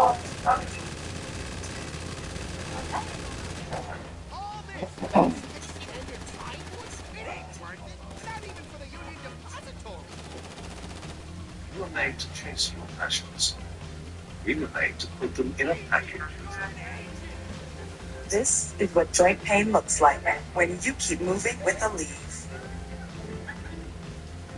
Just one Aleve. 12 hours of uninterrupted joint pain relief. Aleve. Strength to last 12 hours. Patients who have sensitive teeth but also want whiter teeth, they have to make a choice, one versus the other. Sensodyne Clinical White provides 2 shades whiter teeth as well as providing 24/7 sensitivity protection. Patients are going to love to see Sensodyne on the shelf. Buying a car is kind of a big deal. There's like a million options, and you deserve something you love. At Car Gurus, we get it. It's the #1 most visited car shopping site. We make sure your big deal is the best deal. Like a relentless weed, moderate to severe ulcerative colitis symptoms can keep coming back. Start to break away from UC with Tremfya, with rapid relief at 4 weeks. Tremfya blocks a key source of inflammation. At 1 year, many people experienced remission, and some saw 100% visible healing of their intestinal lining. Serious allergic reactions and increased risk of infections may occur. Before treatment, your doctor should check you for infections and TB. Tell your doctor if you have an infection, flu-like symptoms, or if you need a vaccine. Healing is possible with Tremfya. Ask your doctor about Tremfya today. With USPS Browse Advantage, it's like you're with us every step of the way.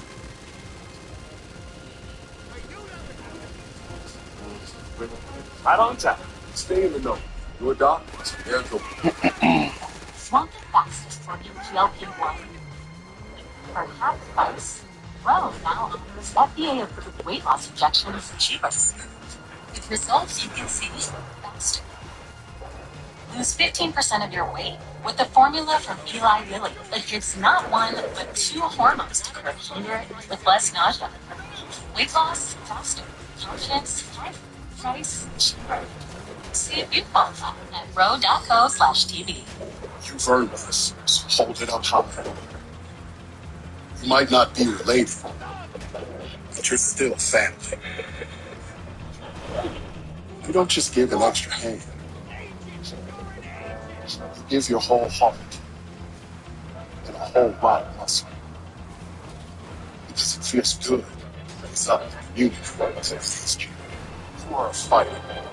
This is your reward. Without the mark of a fighter. Learn how to experiment with new technologies. without getting played by them. Listen to Terms of Service with me, Claire Duffy. Available now on Apple Podcasts or wherever you get your podcasts. Welcome back to CNN's special coverage of Donald Trump's first address to Congress of his second term. The first results of CNN's instant poll are in. Let's get right to CNN's European political director, David.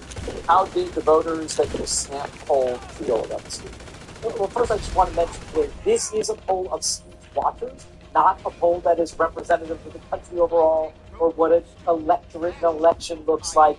And what we know is that people who tend to be fans or partisans with the president, no matter which party the president is in, tend to tune in more on speeches like this. And that's the case in tonight's survey as well, because 21% Democrat, 44% Republican in the sample, 35% independent. That's about 14 points more Republican than the overall general population. So keep that in mind when you see these results of speech watchers. To the results, what was the reaction to Trump's speech? 44% of speech watchers in our instant poll tonight say they had a very positive reaction to Trump's speech. 25% somewhat positive, 31% negative. How does that stack up against Donald Trump's previous addresses to joint sessions of Congress or State of the Union addresses? Look here, for all the years we have data for, 44% very positive reaction is actually its low water mark in all our instant polls after his previous addresses received in 2019, 18, and 17. He's higher in terms of very positive speech reaction. And what about to his modern day predecessors? How does this 44% very positive stack up? Again, it's the bottom of the barrel here. 51% in 2021 when Joe Biden gave his first joint address were very positive. Donald Trump was at 70% in 2017, and you see that Bush and Obama even higher than that. So this was not Donald Trump's best speech, but obviously still the plurality of speech watchers had a very positive reaction. All right, David John, thanks so much. John King, you've been around the block a few times. What do you miss? The country is still very grumpy. Democrats lost the election. Donald Trump won because the country wanted lower costs. The country is still dealing with a COVID hangover. I think we underestimate all the time about its impact on the country's mood.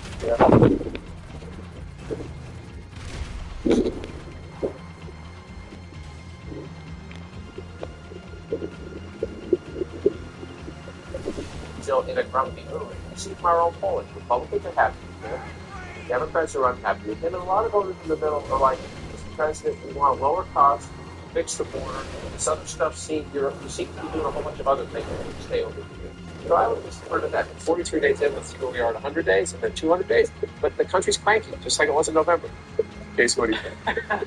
Yeah, I mean, look, I think it's really a statement about, I think the most interesting number that we put up there was the difference between Trump was in 2017 when Democrats were obviously very fired up. The resistance was kind of really rolling through Washington, and those calls to resist were there. And now where he's actually, getting less approval, right? But the opposition is struggling and in many ways is more muted. And you saw that kind of on display tonight where there were really two ways on display to deal with it. One inside the chamber, people walking out, protesting, holding up signs, things we haven't seen before. And another in Alyssa Slotkin, who was standing in one of the places in America where she said, hey, these people voted for me and they voted for Donald Trump. Believe it or not, those places do still exist in America. It's really hard to reconcile those two visions. Yeah, interesting. Let's turn now to one of those Democrats who walked out, Democratic Congressman Maxwell Frost of Florida, who joins us here in studio. You walked out of the speech, you were wearing a T-shirt that said, "No kings live here." Obviously, you're not referring to John King, who does indeed live here. Yeah, he does. What statement did Democrats want to make tonight, and do you feel like your party succeeded? Well, the statement I wanted to make, and a lot of us that walked out, is that these first 40-some days of this presidency, it's not normal. And I think we want people, especially Democrats, to understand that we get that. And I do think we communicated that in the walkout and in a lot of different actions. What did you make of Al Green, Congressman Al Green? He's been in Congress, I think he's 77. He's been in Congress for 20 years. A Democrat from the Dallas, Texas area, who stood up and waved his cane and had to be actually taken out. Yeah. It really was. There have been a lot of disruptions in the past, primarily by Republicans against Democratic presidents. Yeah. Nothing like this. This was the biggest disruption of the modern age. What did you mean? I think it was a microcosm of how a lot of people in the nation are feeling. I mean, number one, Representative Al Green is someone who he's been around. The things he's seen in this country, where we've gone, I can't even imagine. And I'm sure he's reliving a lot of things that he lived before when he was fighting for rights that he feels like he knows that are at risk right now. And so I think he vocalized what a lot of Americans are feeling. But do you think that kind of behavior is acceptable? I mean, is that a good precedent to be setting? It's not for me to say what a man who has seen what he's seen, what's acceptable, what's not acceptable in this moment. What I'll say is I do think he vocalized what a lot of people are feeling. They see our democracy being torn apart in front of us. They see a billionaire being given the keys to programs like Medicaid, Social Security, and Medicare, going in there, proposing these cuts so he can give himself a tax cut. And people are angry. And they have a reason to be angry. Congressman, obviously, so much of what we see in all of the addresses that we've seen in modern times is a lot of theater. We saw much more of that theater on display tonight, both from President Trump and from the reaction that you were just talking about, that you wanted to show Democrats that you get it. But what happens next? Because there certainly is no consensus on how to really form the resistance in a way that can make an impact that's lasting beyond a moment. I think the consensus is building, and what's next is the most important thing, more important than tonight, is the bills that they want to get passed and the fact that Democrats have to stick together in opposition. I've been saying we have the choice. Are we going to act like and be the minority, or are we going to act like and be the opposition in this moment? And when you have a leader like this who wants to be and acts like an authoritarian leader, who wants to be a king, and has said he's a king, when you're a minority, that's how authoritarians come to power. But when you have a strong opposition, we can push that off. And we saw that during the budget resolution vote. All the Democrats stick together. And now every single Republican and those that won those Kamala Harris districts, those very purple districts, they have to go back home and face their constituents. And they have been. We've seen these town halls. And now you have the leadership of the Republican Party saying, cancel your town halls. If you're telling someone to cancel their town halls because you're afraid to face the people, there's a problem with what's going on. I hear you talking, Congressman, about bills, but I didn't hear Trump talking a lot about bills. Nope. Because he seems to want to just bypass Congress altogether. And what you're seeing is him doing a kind of shock and awe strategy that is pushing a particular narrative to the American public. As a Democrat, do you feel like your party is adequately addressing that part of it? Not legislation, because that's not really happening, but a narrative that he's pushing, which is basically, I'm getting a ton done and nobody can stop me. I think we are, especially when we talk about the fact that we need to talk about the lies. He will go up there and say a bunch of things. He'll go up there and say, I'm doing everything, I'm working hard. But number one, a lot of what he's set out to do has been struck down by courts. A lot of what he set out to do, he's had to reverse. Look at the federal funding freeze. He came out and within 48 hours, they had to reverse it. Why?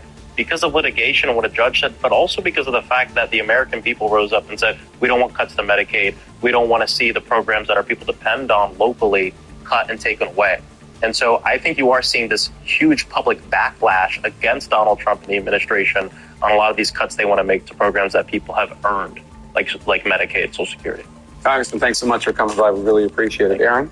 All right, Jake, and let's go back to David Chalian because he's got some more results from our instant poll. Like what, David? Tell us. Well, one of the questions we asked, and again, this is a poll of speech watchers, and on a Trump speech, it's more Republican than the general population. But we asked folks, do you think Trump's policies will move the United States in the right direction or wrong direction? 2/3 of speech watchers, Aaron, 66%, say that Trump's policies, as they observed tonight in the speech, will move the country in the right direction. And that is pretty much in line with what speech watchers said in all of Trump's previous speeches that we have data for. If you look here, 66% say so this time, 71% in 2019, 62% in 2018, 69% in 2017. He roughly usually has about 2/3 of the speech watching audience says his policies move the U.S. in the right direction like he did tonight. And then, Aaron, we quickly inserted a question into this instant poll during the course of the event, which is wanting to get reaction on Congressman Al Green's antics and being ejected. 80% of speech watchers said that the Democratic congressman's interrupting of Trump's speech was inappropriate. Only 20% of speech watchers thought what Green did was appropriate, Aaron. All right, David, thank you very much. And Van, I mean, I guess that's what you would expect. That's good. You want people to want decorum. Yeah.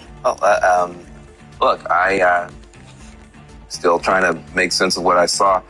Trump is the master showman.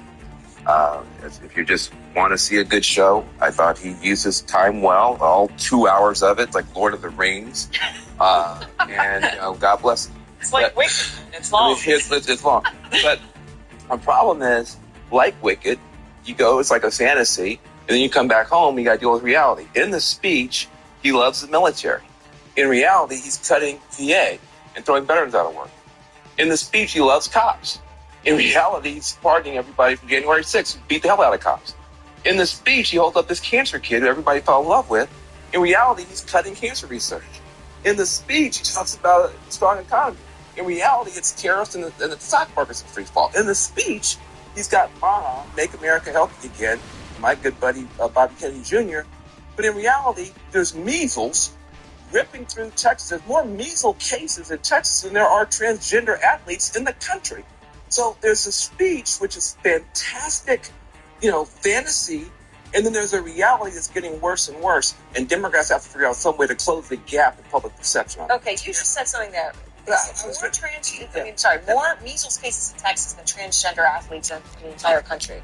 And yet he went back to the transgender issue again and again and again. I mean, it clearly resonates, right? It resonates across parties, across lots of lines, right? I mean, it just, in fact, it sells. I mean, I spent a great deal of time with women who campaigned for Title IX their whole lives, right? They made their lives on Title IX and getting women to where they were, and they feel like just equal funding for women. Yeah, it's patently unfair what's been going on. So it's not just a Republican issue. Listen, I think what the president did masterfully here is use the gallery to tell the story, to weave the narrative about what they've accomplished and what they're looking to accomplish, right?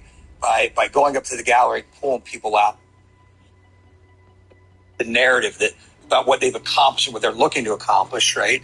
By going up to the gallery, pulling people out and weaving their stories into the overall narrative. I think he did it probably better than anyone I've seen it do it in recent time. They had a lot of people up there, but I think they're all very useful in telling the story. And some of it was on transgender, the woman who got, concussion, head injury from getting the volleyball spiked in her head, to the woman whose daughter was raped and murdered by the gang members who are now classified as terrorists, to just you name an issue that he'd go up to the crowd and pull somebody down. So he brought it in and made it very personable.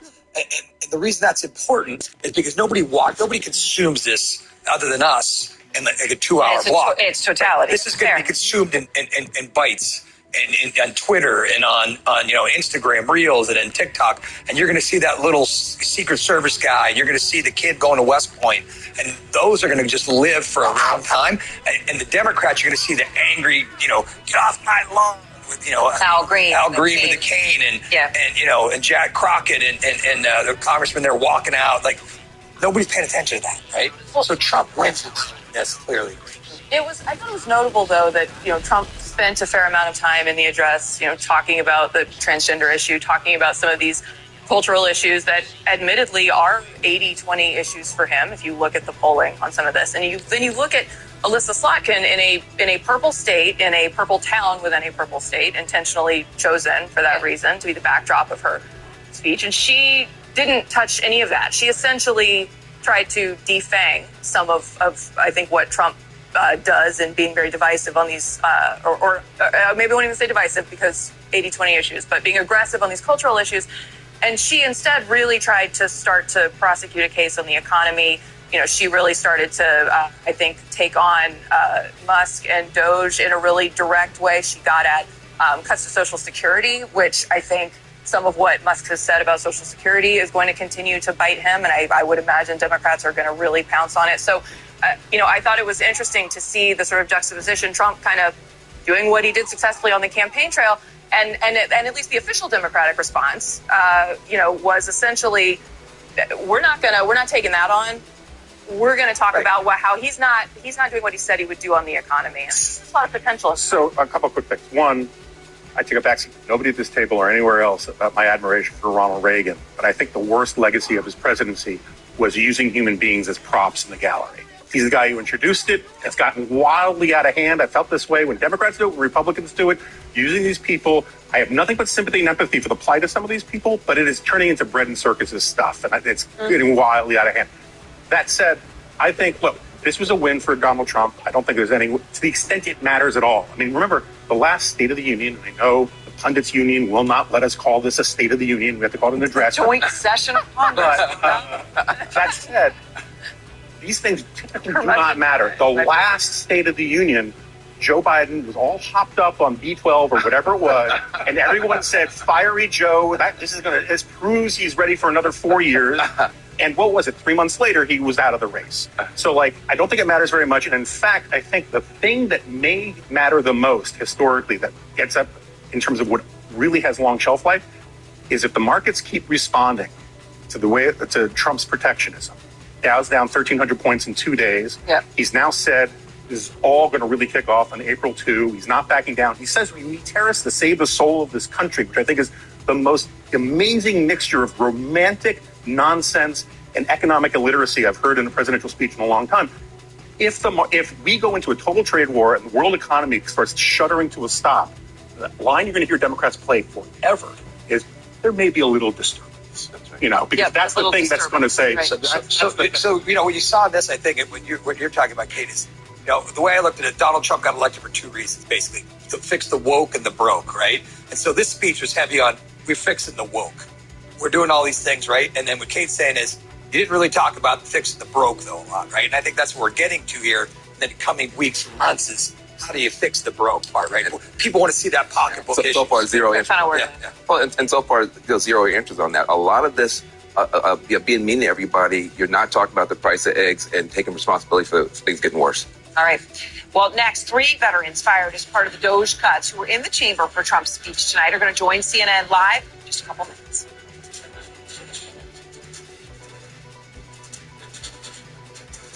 When it comes to rooting out corruption, do the FBI's ends justify the means? It was humiliating.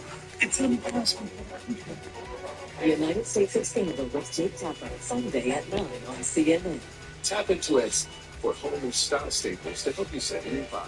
From custom lighting under $150 to vintage jackets under $100. For affordable pieces that help you make a fresh start, Etsy has it.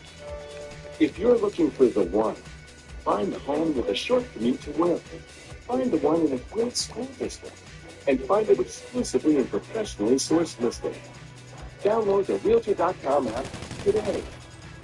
You know, at Leaf Culture, we're proud to say we have millions of satisfied customers. Hey, there's one right now. And another.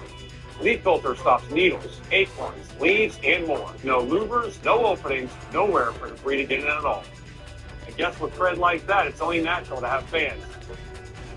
Apparently a lot of fans. Apparently a whole lot of fans. Call 833-LEAF-FILTER or visit leaffilter.com. Here I am, field trip chaperone. Before preventing migraine with Qulipta, it was hard keeping plans. And look at me now. You'll never truly forget migraine, but Qulipta reduces attacks, making more zero migraine days possible. Don't take it if allergic to Qulipta. Get help right away for serious allergic reactions like trouble breathing, face slip, or tongue swelling, itching, or rash, which may occur when taking Qulipta or days after. Common side effects include nausea. Retirement. Look at this. Vanguard fixed income funds can help advisors grow their client savings. Vanguard, 50 years. What happened to the Instagram? Oh, it's back here. Oh, it already shut out? They cut us off later. Oh, damn. Sorry. Oh, well, them 4-hour days for Instagram was gone. Oh, yeah, they was like those for the day. Right. Oh, wow. Yeah, you got to. Because people will take a piece of this, a piece of that, a piece of this, and not watch the whole thing. Because that's how people operate. That's why everything is fake news. Because that's how they operate, you know? They'll hear me saying, like we talked about what happened in the show, then they say, well, T.S. and Craig were defending R. Kelly. No, we were not. I ain't said a word. No, we were not. We just said the girls was out there in the comment section whipping and saying, well, because the comment section was live. When you get your live ticket, that's the comment section. Bitch, you did that bitch up. I was like, oh. Had me running back and forth with the mic. And I was on that part. Craig, come, Craig. Craig, I got something to say. Craig, come back. Craig, come back. Come back. So here's what I want to talk about, Craig, really quick. Okay. To further talk about this thing with Dr. Heavenly. So I'm bad. Is that a question? You asking me? Yes. Bad what? Well, because I use those things as pejorative. Am I wrong? Come on, help me. If I'm wrong, maybe I need to go to counseling.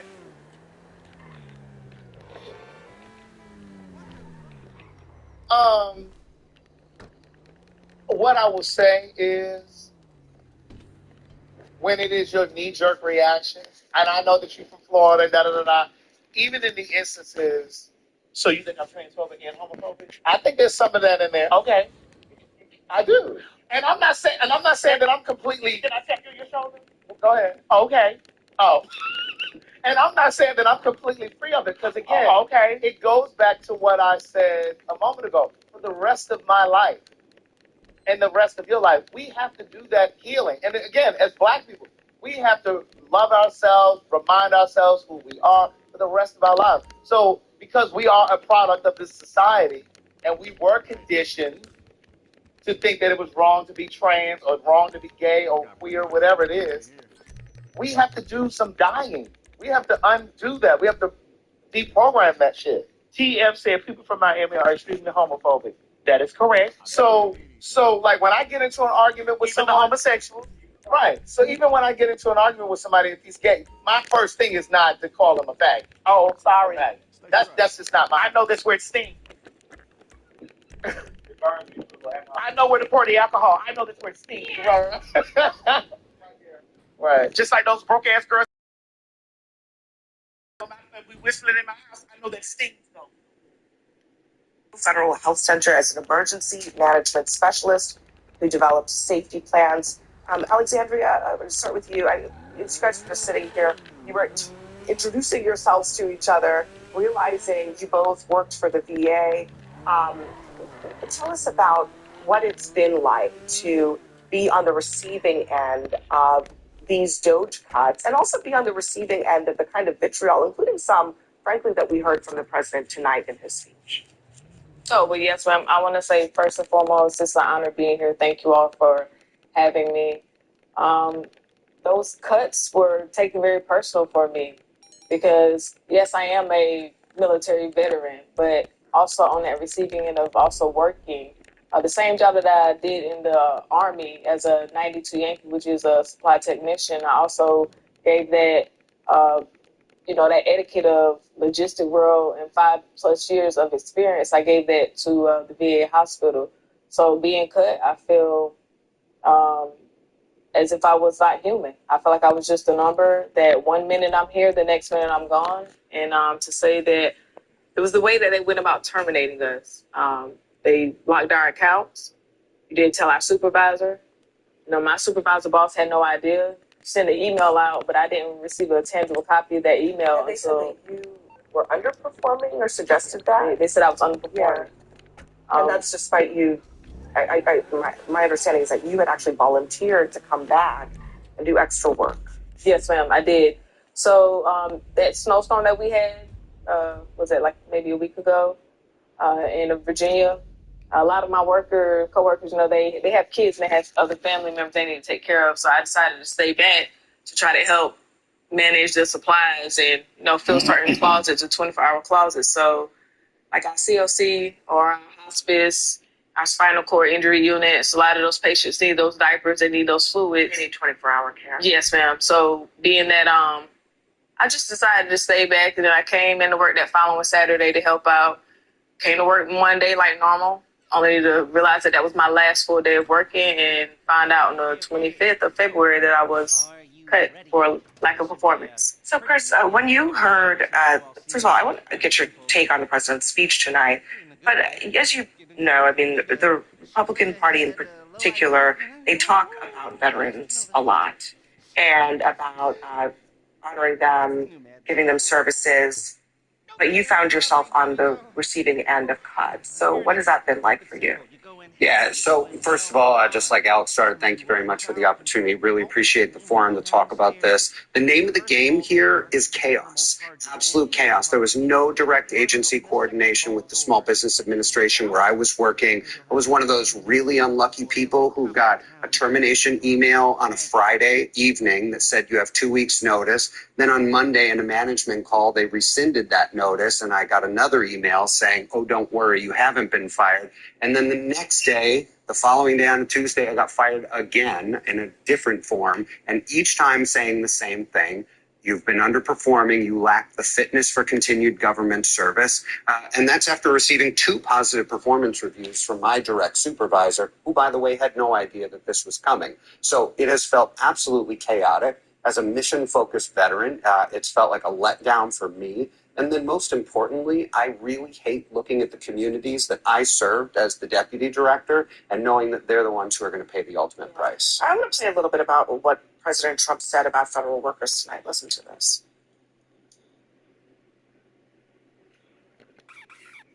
We have hundreds of thousands of federal workers who have not been showing up to work. My administration will reclaim power from this unaccountable bureaucracy, and we will restore true democracy to America again. We are draining the swamp. It's very simple. And the days of rule by unelected bureaucrats are over. You are a 20-year veteran. You don't live in Washington. No, I live in the Chicago area. In Chicago. So what's your reaction to that? Well, first, thank you for sharing some of these stories. Because unless someone has a military background or a military family or has someone that they know that works in the government, these are just numbers in a spreadsheet somewhere. And I definitely like what you said, where you said we were terminated. We weren't fired. Fired is when you're fired for cause, when there's a reason for your firing. We were all terminated, which means we were let go as part of a layoff, regardless of what they put on the paper. Mine said the same as Chris's did, that I was fired or terminated for performance. Right after I'd been given a performance evaluation that said I was exemplary in meeting all the standards. Day before yesterday, I received my final federal check, and on the bottom it included a bonus for performance for the year. So my supervisor didn't know that I had been terminated. I told him before he knew. His supervisor didn't know. My hospital director didn't know. I understand there are cuts that need to be made and that there's areas in the budget that can be trimmed, but you don't go about it by just getting rid of every new employee, regardless of what their skill set is or what their tasks are. You make a plan and you adjust the system based on it. So everybody's been hearing a lot about probationary employees. Who among you were in that category? And I think we probably all were. 3 of you, right? Okay, so those who aren't in the government service probably don't understand probationary. It's not academic probation. It's not a legal probation. It's just the status of being a new employee into the organization. So how close were you to not being probationary? I was 1 month away from not being probationary. What about you? I had 6 months left. I had 4 months left. Yeah, so you were like almost there. And probationary employees don't have the same rights to due process. You can't argue or appeal the situation as much. The employees who were terminated because it was easier in the paperwork and in the bureaucracy to get rid of them. Not for performance, not because there was a cut that needed to be made at their facility, but because probationary employees, those without a year, don't have a right to due process, so we can fire them without cause. So the Democrats invited you all to Congress for this speech. Are you hearing a plan from them? Are you hearing answers? Are you hearing what you want to hear about what comes next? So I can speak on behalf of myself. I come from Minneapolis, Minnesota, where my congresswoman is Representative Ilhan Omar. She has been a committed representative of mine in the 5th District of Minnesota the entire time. Every time I've communicated a concern, I know that she has made an effort to try and communicate that to the party at large or to at least find some sort of a solution. But at the end of the day, we're watching political roadblocks get in the way of really common sense government and even business practices. Alexandria, what happens when a facility that you work at experiences indiscriminate cuts, including the job that you did? That's honestly a good question because, truth be told, the mission itself still has to go on. Those VA providers still have to do their jobs to the best of their ability. It's kind of like we lost this amount of people, but you still have to lace your boots up and keep it pushing. But at the same time, I just think about those vets that we were able to build those relationships with. Like a couple of the military vets, I was able to get past the hardcore shell of them, some of them being Vietnam, infantrymen, and just getting to learn them on their behalves, and then having to tell them, hey, I'll see you tomorrow. When I finally see them, it's like, yeah, I won't see you again. And, seeing them like a grown man cry like that, it hurts. Or like there was one lady, she said to me, she said, you're breaking my heart. You're leaving me. Like that's hard. That's hard to hear. But I do want to thank my Congressman, Bobby Scott, for granting me this opportunity, because he has, led a lot of the way of, me being so resilient in this difficult time. It is a difficult time. Adam, Elon Musk, he was in the chamber tonight applauding incredibly enthusiastically at some of these moments. But what would you want to say to him? I would want to know that there's a plan, that there's a guiding hand on what these cuts are going to mean and how we're going to go forward. And he and others are always talking about how much money is being saved, how much waste is being found, but no one's talking about what cuts we're willing to accept. Are we willing to accept less care for veterans? Are we willing to accept small businesses that fall under? No one's talking about the price that's going to be paid. And we have to make budget cuts, that's understandable, but what are we willing to accept not having in the future? I would like some of the representatives to stand up and say, yes, I support continuing care for veterans, or I don't support continuing care for veterans. I appreciate Representative Brad Schneider from Illinois. The first thing he asked me was about my family. Is my family taken care of? What can he do to help? He's put me in contact with employers in my area, and he's talked to my VA facility to try and see what can be done about my getting employment back there again. There's a lot of roadblocks, as Chris said. No one knows what's going to happen next. I've talked to the employees that still work at my facility, and everyone's scared. They don't know if they're going to be working the next day or the next week. They can't make plans, but they're all veterans. They all work with veterans. They have to take care of each other. The medication is going to get a little bit slower from the pharmacy. The supplies are going to be delivered a little bit slower or ordered a little bit slower, but the care still has to go on. It's just going to be at a harsh cost. All right, all three of you, thank you very much. Alexandria, Chris, and Adam. Laura, back to you. Thank you, Abby. That was really powerful to hear about their personal experience. I want to get our panel into this discussion as well. David, I want to start with you, because you have a particular view about who is being terminated and the level of empathy to extend. Listen, look, I feel terrible for those folks right there, right? Because there are good people being let go in the federal government. But I don't think that the Trump administration is targeting veterans specifically. Those happen to be 3 veterans. Obviously, the Democrats know what to do. They pull on everyone's heartstring. They invite veterans in.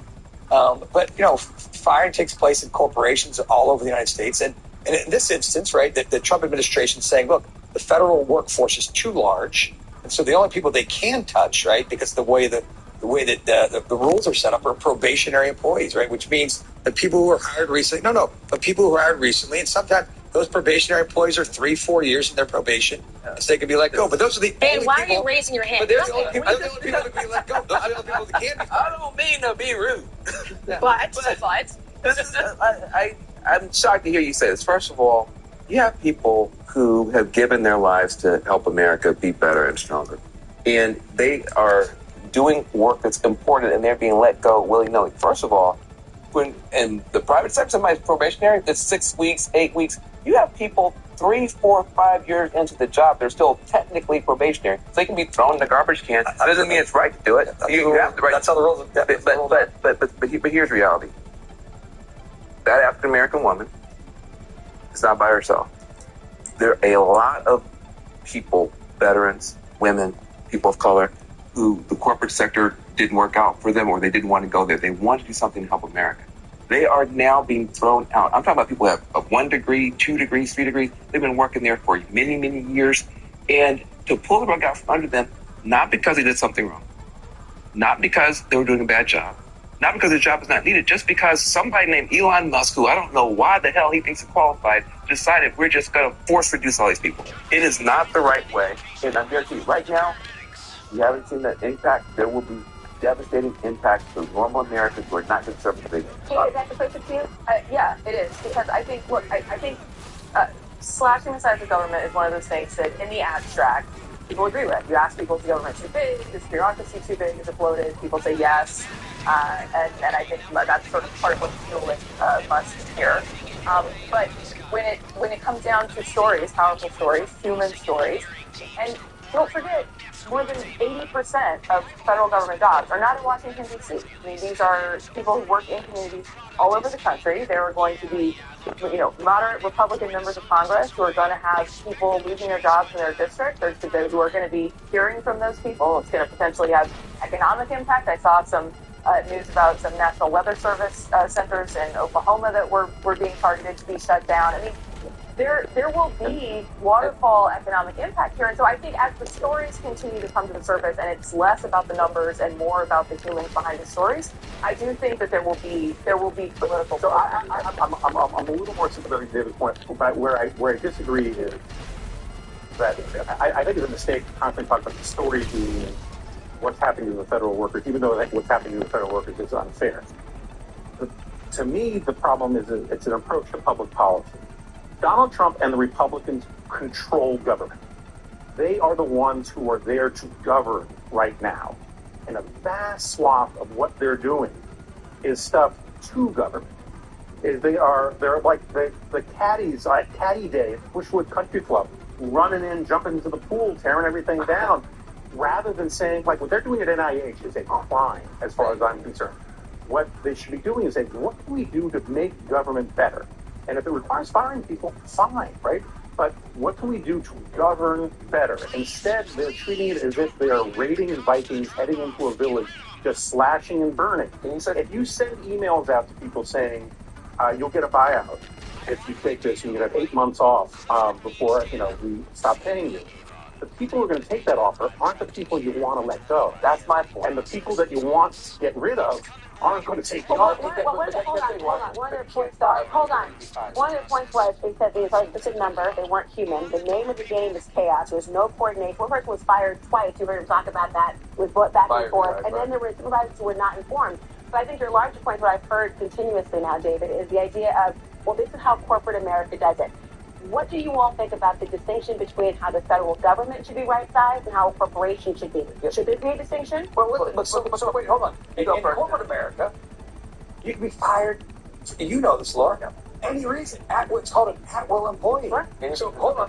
Yeah, any reason, as long as it's not violent of public policy. Right. In the federal government, you can't. You're protected. Okay? Why air quotes? That's intentional. Because you're protected. Because you're protected. So I'll tell you why. I don't know. It's not just because people like bloat. Because in the old days, we didn't have those protections. You had what was called patronage. And every time a new mayor came in, or a governor or president, they would get rid of all the qualified people. They bring in their cousins, their next door neighbors, whatever. And what the Americans got sick of that. They said, do we actually just have a professional workforce that wasn't going to be subbed out every time this mayor came in? And we got used to having, and guess what happened?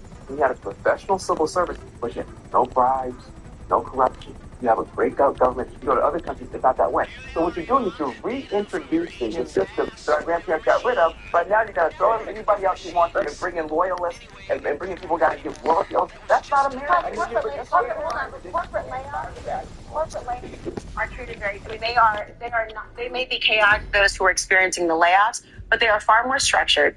There is more events, and there's often shareholders who are part of the discussions as well. This seems to be more haphazard. Doesn't that occur to you as being problematic, or is this in line with what you think should happen? Listen, we did it, Joe. We did it. I wish that there was a system allowed bad employees. I wish the system allowed the Trump administration to go through and systematically eliminate bad employees. Go through their. For cars? It is incredibly. Listen, you are incredibly naive. Of course, if you think that you can remove a federal employee within 5 years, it is like getting rid of. And you know who can? Congress can write legislation. Yeah. You can write legislation. Jonah.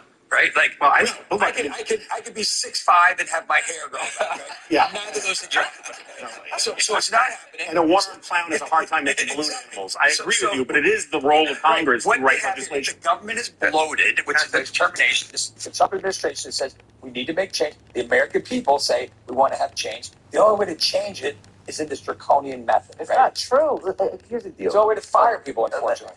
You can fire people for cause. If Elon Musk is telling the truth, you got people on there that they're stealing it, show the proof and fire for cause. That's not what they're doing. They are dumping good and bad out the back door, and they're doing it in a way. And when you talk about the National Institutes of Health, how are you going to parade that poor kid with cancer out there and then turn around and destroy the National Institutes of Health?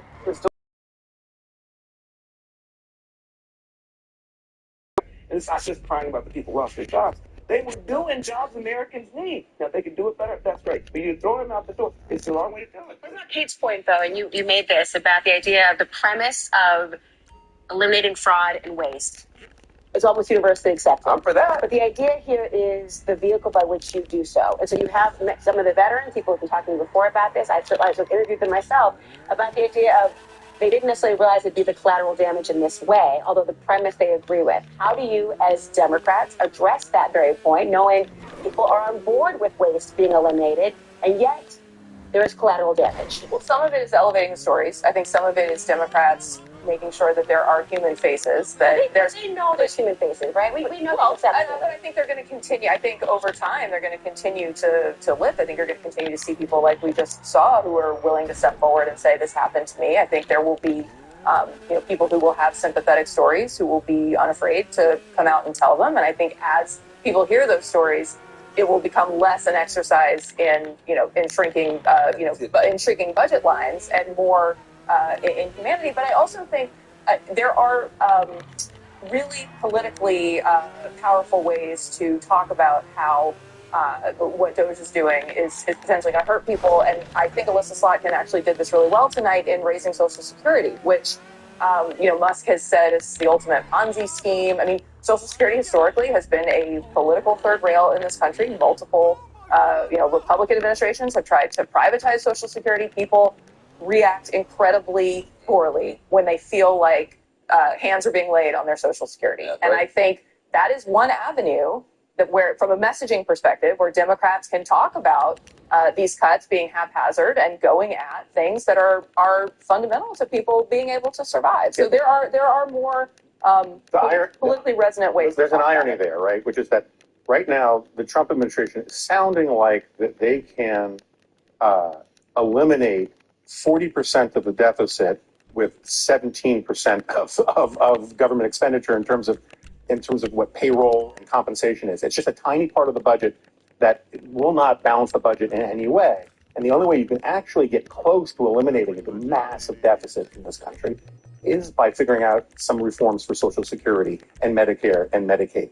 That's what's driving us into fiscal insolvency. And instead, they're pretending.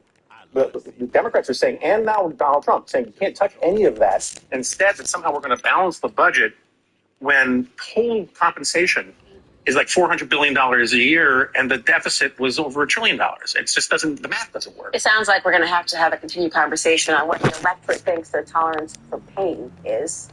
Everyone, stand by.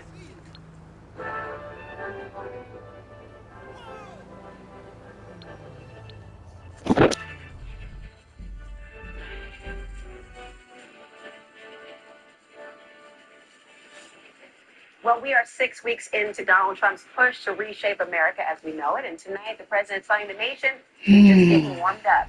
I'm Laura Coates. And I'm Abby Phillip. President Trump spoke for nearly 100 minutes in his first address to Congress since returning to power. It was the longest congressional address in modern American history. Trump leaned into culture wars. He praised Elon Musk and the Doge firings. He doubled down on his trade war. And he made a big reveal about Ukraine. He said a lot of things, it will not come as a surprise to you, that are not true. And he's vowing that there's a lot more to come.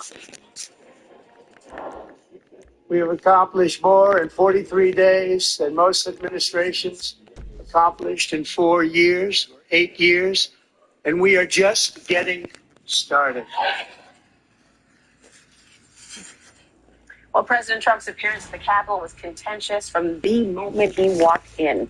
One Democrat held a sign saying, "This is not normal," as the president walked to the dais.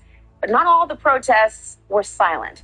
A short time after the speech started, Congressman Al Green was removed from the chamber after heckling Trump and then refusing to sit down.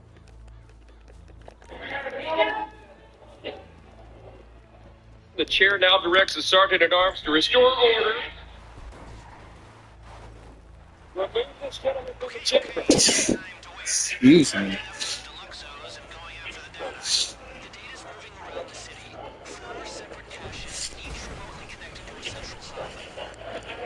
Members are directed to uphold and maintain decorum in the House.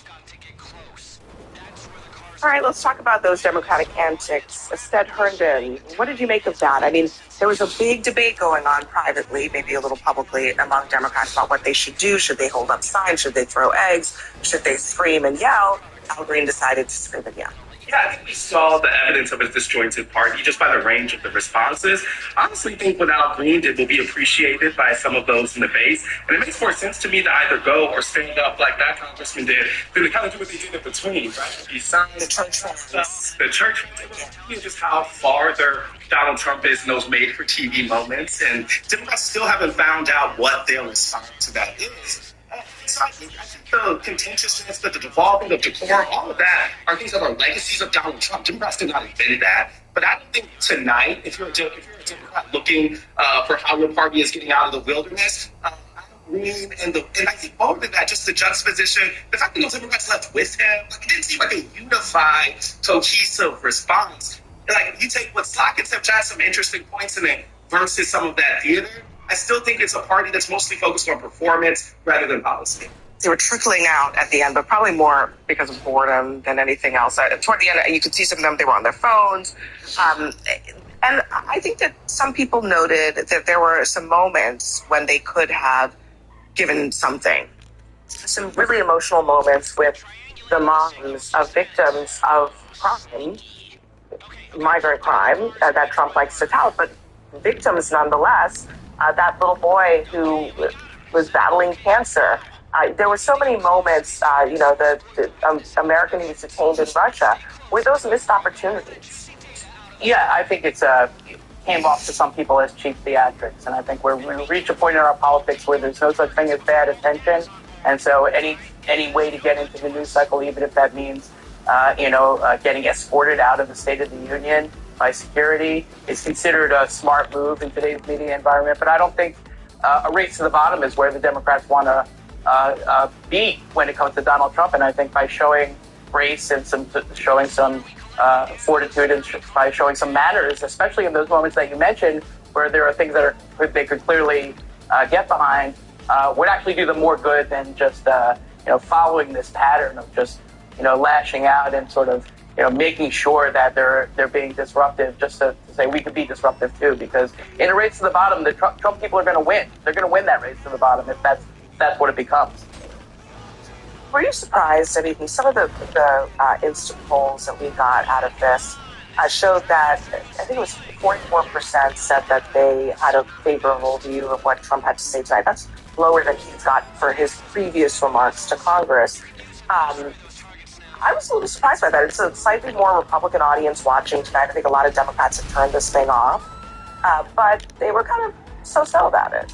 Well, they're so-so about it because it hasn't sunk in right now, and everybody knows that Donald Trump goes out and makes these grandiose statements. I mean, these statements that are, let's go beyond not factual. I mean, there's just no way that they could ever be put into place. He talked about balancing the budget, and we just heard Jonah Goldberg just before us talking about how no credible plan to do there is no credible plan to do that at all. And Donald Trump just seems to thrive off of this, Abby. He just seems to be able to thrive off of the chaos, throw a bunch of stuff out there, and then just let it lie. I will tell you this, though. The poll tonight was not reflective of the Republican Party as a whole. Right now, the Republican Party as a whole is 88% behind Donald Trump, and he has runway to try to get his agenda through, at least through the next. At least among Republicans, but you're starting to see some cracks, right? I think people have been, a lot of the polling that I've seen, it's pointed to the same direction. Most Americans just think he's not focused on the right things. They agree that he's doing a lot of stuff. They just think he's focused on certain things that are not as important to them. And they're absolutely right. And so I think one of the things that we saw tonight was a great performance, right? This is what Donald Trump is known for, his showmanship. There were moments that were flat out just untrue. There were lots of declarations. There were people that were brought in and celebrated. I think someone described it at one point as like Oprah's favorite things and things being just given away and celebrated. But it was also completely divorced from reality. Right, so you're talking about we're going to have the strongest nation in the world. We're going to have the strongest economy in the world on the day that the market is essentially in the toilet, that people are losing their 401ks and don't look at it. Don't take a look at it. That people are looking at things like, Trump has really touted cryptocurrency and Bitcoin and these things are in AI. And those things are also in the toilet. There's a lot of instability that's going on there.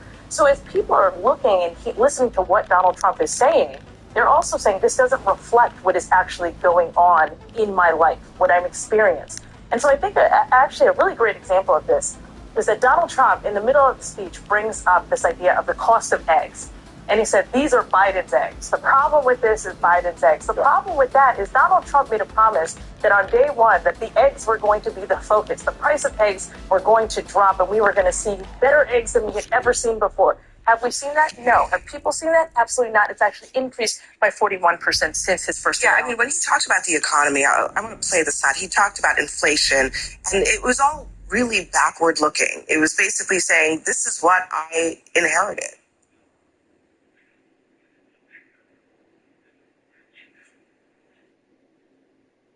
Tariffs are not just about protecting American jobs. They're about protecting the soul of our country.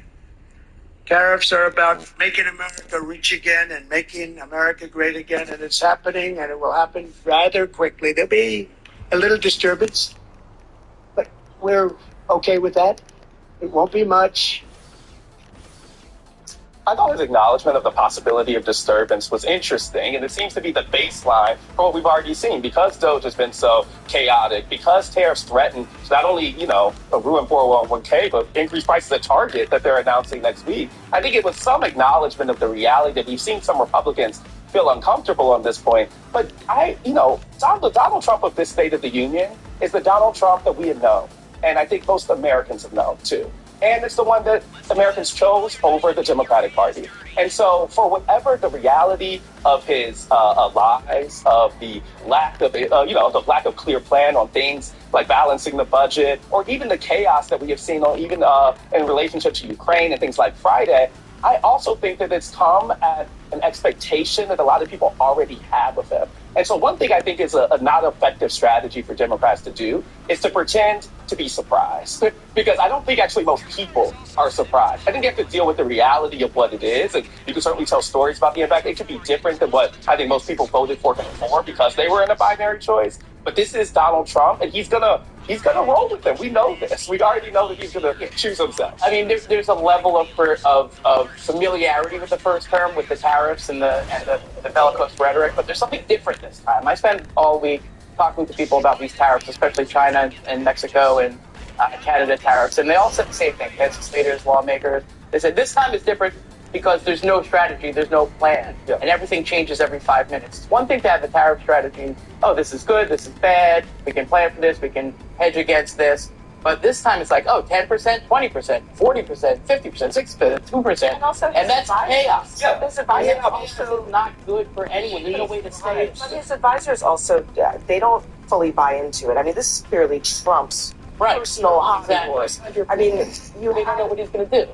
Yeah, I mean, you had a member of his cabinet on tonight with Caitlin Collins basically saying, well, this is about reciprocal tariffs. Well, actually, no, it's not. The 25% on Mexico and the 25% on Canada, not reciprocal. It's just because Trump likes them. Exactly. And you know what's interesting, too, is that, Donald Trump goes out and makes these grand statements, and instead is absolutely right, because if we go back to his first term and he would make these statements, we'd say, maybe it's good that world leaders are afraid of Donald Trump because, he's so unpredictable. But the reality is He's not going to go to war. He's not going to do this. He's not going to kind of deal with tactic. Right now, it's like if he says he's going to do something and you don't think he's going to do it, then you're the fool. And that is, in a way, what Trump has accomplished tonight. He sends a very clear message. I'm doing things that I want to do. And whether you like it or not, he's going to change his mind tomorrow about what that is. But whether you like it or not, the message that's coming through to the American people is effectiveness. It's effectiveness. So I think that's what Democrats have to combat. Coming up next, we've got much more of our special coverage of President Trump's joint address to Congress, including his claim that he's bringing back free speech, even though he's also at the same time threatening to jail people. It's the news. But it's also kind of not the news. We don't fact check here. We don't care, man. Why is all the information on this show so terrible? Have I got news for you? Saturday at 9 on CNN. You want high-performance tools, long-lasting tools, affordable tools? You want Harbor Freight tools. Whatever you do it for less at Harbor Freight. Save even more at this weekend's parking lot sale. Tap and Sweats for original and affordable home and style pieces like lighting under $150 to brighten your vibes. For under $100, put your best foot forward with vintage bags. Or pick up custom shelving for under $50 to make space without emptying your pockets. And get cozy with linen robes for $75 or less. For affordable home and style finds to help you welcome whatever's next. Heads past. At Wayfair, we're game for every style. Let's play charades. I'll add out my favorite chair. Got it. All right, ready? Yeah. This one rocking chair. Velvet Tuck and Chaise Lounger. It's a charades. Loungers are off limits. Well, there's no rule about adding it to my chart. Good deal. It's their wheelchair. Yes. Oh, wow. Not my first charades. Every style, every home. From the #1 rated brand in cordless outdoor power, the Ego 22-inch aluminum deck mower, the most powerful mower in its class, producing the perfect razor-sharp cut. Find an Ego retailer near you. For more than a decade, Varsiga exists.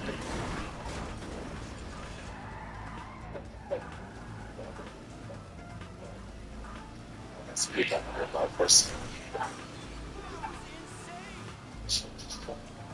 Got one more, Antoine. With USPS Ground Advantage, it's like you're with us every step of the way.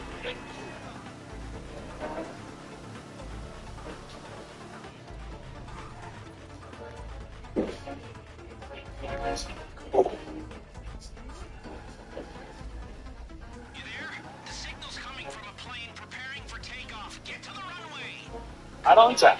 Stay in the know. Your dock to Air Jordan.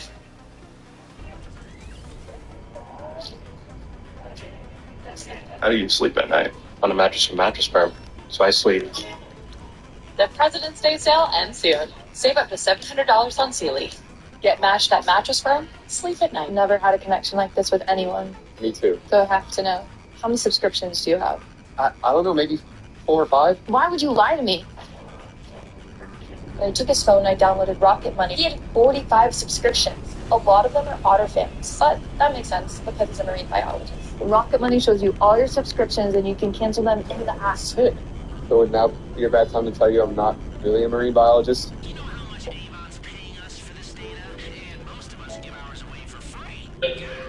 Today is the beginning of something big. A change in how you manage your weight, thicker, fuller hair, and control over your anxiety and depression. It starts with small steps. A tap at forhers.com, a new part of your routine, a little moment for you. Coming together to make big changes. Through Hers, you can get access to personalized treatment plans for weight loss, hair loss, anxiety, and more. Connect with a licensed medical provider today. Get started at forhers.com. Twitter, breaking the word. Good news Sunday at 10 on CNN.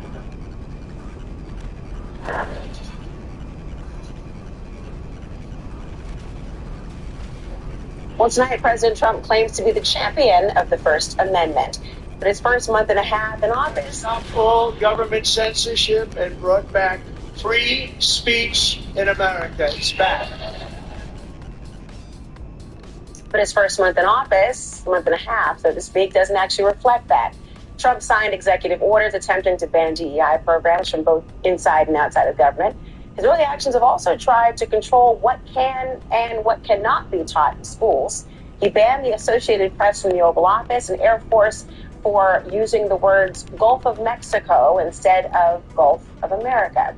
Now, today, he even threatened colleagues in colleges that allow, quote, illegal protests. Let's talk about all of this now with my panel here.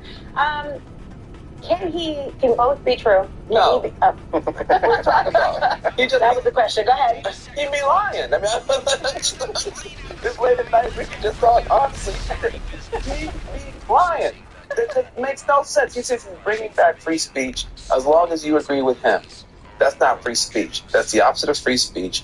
And I think that you do have Republicans who are honestly concerned that there's speech codes from the left, that if you speak out, you might get canceled. That's a real thing. I think the left needs to look at itself on that. But Donald Trump is not the answer. He's the chancellor in chief. He is literally doing the opposite once again of what he says he's going to do. He's also notoriously thin-skinned, right? Yeah. I mean, he's somebody who he's as we've seen, he can be very easily wounded by criticism, and so I think the idea that he's sort of the champion of free speech. I mean, in more seriously, I think just the directive to ban protests on college campuses, even. Again, there's as a Democrat, I look at some of the protests that happened after October 7th on college campuses, and I was horrified by a lot of what I saw. But the idea that we would ban protests on a college campus, that is sort of the opposite. Historically, that's kind of the opposite of free speech in the United States. But I think your point's well taken in terms of what protests are being banned, right? I don't think they are banning all protests. I think they're specifically geared towards the rampant anti-Semitism on lots of college campuses. I think that's right. The language of the EOSA. The language of the EOSA. The problem is that protest really isn't by itself a very meaningful legal word. Yeah. I will say, as the only person on this panel who Donald Trump tried to have fired from both National Review and Fox News. The night is young. Yeah. No, he believes in canceling people. And I think it's a little ironic. J.D. Vance just went to Munich and lectured the Germans about how stupid they were and illiberal they were for not having a laxer view towards free speech from, say, neo-Nazis. And his wife is coming out with a program that I completely endorse about cracking down on digital revenge porn and AI images that are grotesque and all that kind of stuff. But that's coming down on speech, too. Now, it's my problem is the way we talk about censorship in this country is everybody is in favor of censorship. They just don't call the things that they think they don't call the censorship they're in favor of censorship. But I think we're all agreed that kitty porn can be banned, right? We can ban all sorts of things. We can curtail some speech. The question is, where do you draw the lines and all that kind of stuff? And the Trump administration draws lines that fit a political agenda on speech rather than any sort of clear delineation of principle, and that's the problem. But Joe, to be fair, the Biden administration, right? I mean, think about back during the COVID. I mean, this is not. They weren't great either. This is David Urban speaking. This is all the social media companies saying, "Hey, we were called in by the White House and said we can't have certain search terms, and we can't do that. You can't look at that. You can't look at that. You look at ivermectin, we're going to send you to different websites, right? I mean, so I'm happy to get on that. Yeah. So I mean, so this isn't like this is a pops on all houses. Yeah, for sure. What are the lines that Democrats, you mentioned, Van, that you thought that Democrats should do some self-reflection as well on this very issue. Is what he's saying, even though it seems a little bit for me, not for thee, in terms of free speech, are Democrats missing the mark in terms of what the people think should be those boundaries? I think that Democrats got in a situation where we were so intolerant of people we thought were intolerant. The way that we handled that, and I think that paid it cost us. So you did have voters, working class voters, non-college voters, who started to feel like, man, I can't open my mouth around these progressives. If I'm not somebody that went to college, eats kale and does yoga, I just better be quiet. And so I do think that became a part of the backlash against progressives. But that conversation from the right is hard for me to hear when you have people in Florida trying to ban books with government action, trying to attack corporations and tell them what they can and can't do with government action. So it's just, I think I have no problem looking in the mirror on our side. But I have a hard time hearing Donald Trump or anybody from the right lecture the left about free speech when they're banning books and all the other stuff that Donald Trump. And it's not novel, though. I mean, we remember when then former President Barack Obama, who's still former president, was speaking about getting an admonition about being too controlling about the language, intolerant about what could be actually said generationally. And so Democrats were on notice that this may have been intolerable, to use your words, even from somebody who was a leader of their party. So now what's the course correction? Well, I think we're going to see some of it. She did, I think, a very nice job tonight, speaking to people's core economic concerns, talking about being from a working class community. But I think your point about Barack Obama is absolutely right, and he was vocal about the dangers of cancel culture long before this last election cycle. I mean, he's somebody who really, I think, saw where the Democratic Party was making big mistakes and really called it out. And, I do think that was one of the lessons that leaders in the party took from this last election cycle. I think that's a good thing that they did. And I think that there will be an attempt at course correction. But because ultimately, you don't see it anywhere. Where do you see it? You don't see it. You saw this young, you saw it Slotka, but the young guy we just saw, Max. Yeah, Max. He's not talking that same way. He was it's terrific. Slotka didn't come out and say, "Hey, listen, we hear you. We get that. People are afraid if you misgender somebody, you're going to get canceled, right? We get we overplayed our hand as Democrats, right? She's not reading it back to the people. No one in your part of this. Are Republicans overplaying their hand in the assumption that this is the appropriate correction? Because there's got to be a balance. No, I think the balance is like people just want to say like Merry Christmas to people. They don't want to worry about like saying, listen, if your pronouns or whatever they are, that's great. I don't feel compelled to call you by your pronouns, but don't get mad at me if I don't, right? So I don't think that's like over course correction too much at this point. I think that's kind of coming back to this set. You guys dumb up and down the same folks think about these people and their pronouns. Meanwhile, they're literally banning books. You can't even read Tony. You can't read Tony. Yes, you can read Tony Morris. You can read Tony Morris. The federal government's not banning books. Local Republican, local school boards were elected. Yeah. So if you get elected, your school, listen, education is a distinctly local function, right? And so school boards vote on what they determine. They establish book councils, and they say, this is what we deem appropriate for our schools. I Look, and John and I agree again. There are excesses all over the place. There were excesses from like the woke left about books that they didn't like in various schools, and there are excesses. Dumb too. Yeah, that's right. Mark Twain and America, both left and right in the country, have an illiberalism problem. Is that? I agree with that. And the thing is, Kate was saying how she likes Cranky Jonah. Well, one of the curmudgeon Jonah. So one of the biggest pieces of BS in this culture in the last 25 years has been all of this banned book week nonsense. If you actually look at what PEN America and the American Library Association, which is a crazy left-wing organization, if you actually look at their examples of banned books over the last 25 years, like 98% of them are about PTAs telling librarians these books are age inappropriate for little kids and that kind of stuff, and they call them banned. But that's not Tony Moore. Listen, I agree with you. This is a bunch of nonsense. Yeah. But you literally have Toni Morrison, who's like, Nobel Prize or Pulitzer Prize? I don't know, God Prize winning author. But how she writes about, the Black experience is called woke, and you can't get it in the library. That's wrong. I agree it's wrong. That's wrong. I agree that's wrong. I'm not calling you out on it, but show me the libraries, because I'm not sure that I agree with Jonah on this much more, because I've seen this in school districts, right? They get book lists that are complete. If you look at them, you'd look at your kid, you'd say, I'm not sure my kindergarten needs to be reading this, right? So that's what banning books is called. If something is too sexually explicit, that's not my problem. I'm talking about if it's talking about Native Americans, we can't. It's woke. If it's talking about Black folks, it's woke. If it's talking about this, it's woke. If it's explicit, that's gross. I'm not for that. I'm talking about basic history stuff. If the left is saying that Mark Twain can't be taught because he used the N-word, that's stupid. But what about that's federal? not the main point. You question the federal funding, federal hook. What about federal funding being taken away from schools that are not adhering to the principles that he is talking about? That's a hook. That's more than a local school board. Yeah. How about the idea of the education department that he's trying to eliminate?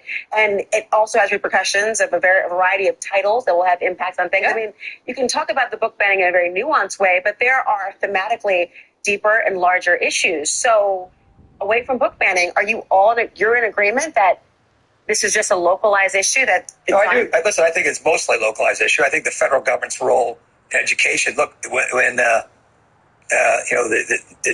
National Teachers Union, when the Department of Education was formed, opposed it, right? So I think the Department of Education should be shuttered and money should go back to the state and local governments. It's much more effective. Schools are much more effective. Local control is much more important than somebody in Washington. Veteran defense. You're a veteran yourself. And so in that respect, veteran defense, they have talked about not having certain defense funded schools having this sort of quote unquote woke, including, isn't there a book about freckles by Julianne Moore that can't be a part of it? I don't know why that's so woke. Yeah, I don't know the book you're speaking about, but I think, look, and I'm not sure who's making those calls, right? And I think it's up to the individual, like school districts and the PTAs and the local folks to make the decisions themselves. So I don't know if it is a DOD policy. I'm not familiar with it. I'm not familiar with the book. But look, if it's bad, if it's intolerant, then it's bad. I want to talk about what happened tonight and this idea of the President Trump saying he stopped all government censorship and brought back free speech in America. It's back. He signed executive orders to ban DEI programs. And yes, obviously hyperbolic, but budget, which is also 10 times crazy. This is somebody addressing a joint session of Congress, and you have voters who are looking at this and thinking about a kind of victory lap. And so if Democrats ever have something they have to do in response, Republicans have to respond in some way in kind. What is the appropriate way? Well, I think to your point, it's a rhetorical message, gift, directive to his base. He's basically, it's another way to say, I have shifted the cultural conversation, but you're back to being able to say the things that that you feel like you want to be able to say without being judged. I mean, to me, that's what it feels like. It's all part of that message. But now, obviously, as we've been discussing here, it runs counter to a lot of what they're doing substantively on policy. But that's from a rhetorical standpoint. I think that's what he's trying to signal. And so for Democrats, I think they've got to look at where is the Trump administration making cuts or instituting policy that is going to have a detrimental impact on people's lives, and make those arguments. I don't think getting sucked into every single rhetorical argument that Donald Trump makes and every piece of bait he throws out there for his base is going to be a winning strategy, because ultimately you're just playing on his playing field always, right? Always. And a question for Van and for you, so, Trump made big inroads amongst communities of color in this election, right? Mm-hmm. And so how much of that was on cultural issues, right? And some of these things, like not about the freckle book or the color of your skin thing, but on some of the more sexually explicit things. And so I think when you're Democrats, you're trying to message that, right? You got to be careful, because it's a message that resonated with a lot of people who are not traditional Republicans, right? And look, you're the one that said, focus on woke and broke. I think that non-college voters who used to be the bread and butter for Democrats got away from us. And I think we made the wrong bet. We thought that both these parties are hypocritical. You've got the Republican Party supposed to be the party of Lincoln, but you got a bunch of white nationalists in there. How'd they get in there? And then we're supposed to be the party of the working class, but you got a bunch of elitist college folks in our party. How did we get? But we thought your hypocrisy was going to blow you up first. Instead, our hypocrisy, the elitism, the cultural snobbery blew us up first.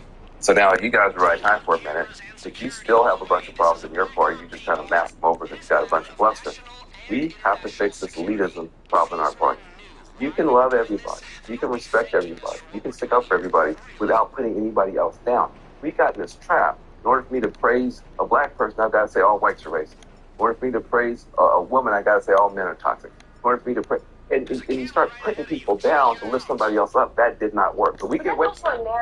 Just to stop saying, that is a hyperbolic narrative. That when people were talking about equality, I know you're making a larger point here, but I think the narrative has been that Democrats were exclusively trying to have these, either or scenarios. as opposed to some of the nuances. I understand that Democrats missed the mark on a number of things. Republicans, I appreciate the self-awareness of the part of Democrats here. Republicans, I'd like more self-awareness on your report. But do you think that you are, well, then I'm not looking at you. I'll look this way. The point is, though, do you think that Democrats are being too critical on themselves in a way that's going to inure the benefit of Republicans? I don't think so. Not pointing at you. No, but I don't think so. Look, the internet makes things worse, right? So somebody tries to make the subtle point that like there is unconscious bias or whatever. But by the time it gets refracted through Twitter and everything else, it sounds like you're saying all white people suck. And so we got to deal with how this stuff gets heard. Not what we mean and what we say, but how it gets transmogrified into stuff. And so Dr. King was a master of being able to stick up for the underdog and still bring everybody with him. And we don't have that mastery right now in our party. We have to stop it here. It's 1:24, by the way. I got to stop here. It's 1 o'clock in the morning, and Van just said transmortified. I know she's from California, but it's 1:33 on the East Coast, my friend. Look, the president seemingly breaking some news tonight, talking about a letter Ukraine's president sent him after their Oval Office spat. Did he change his mind about Zelensky and U.S. support for Ukraine? That's next.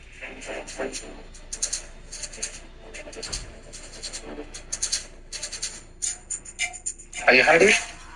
Perfect. This is cuisine at a different level. Oh, yeah.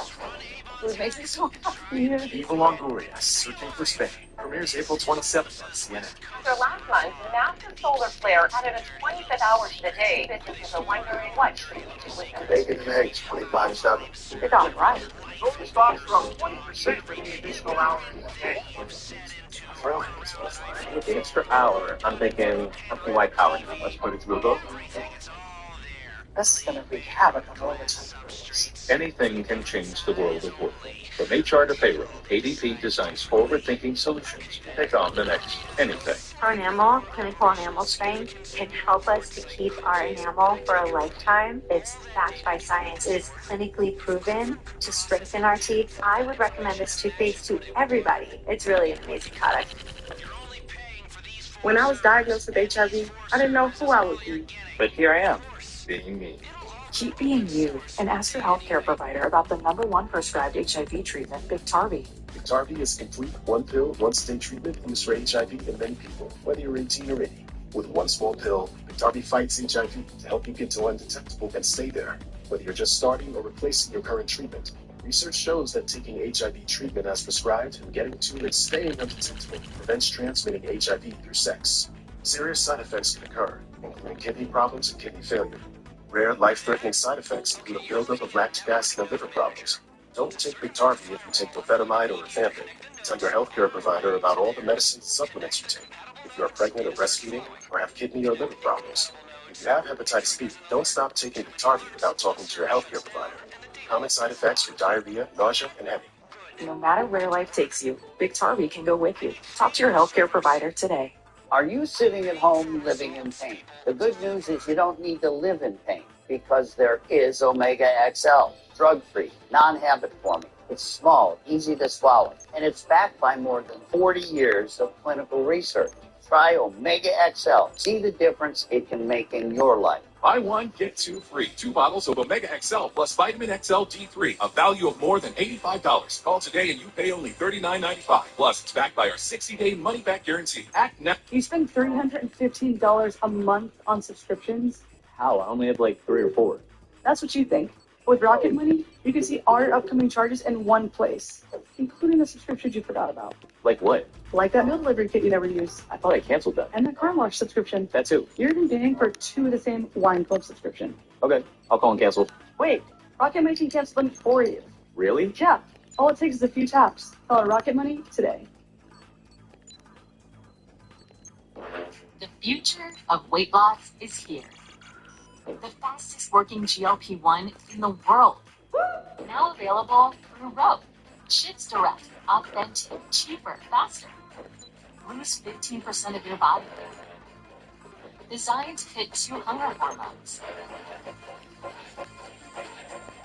Bye-bye weight. Hello results. See if you qualify at ro.co/fast. Learn how to experiment with new technologies without getting played by them. Listen to Terms of Service with me, Claire Duffy, wherever you get your podcasts.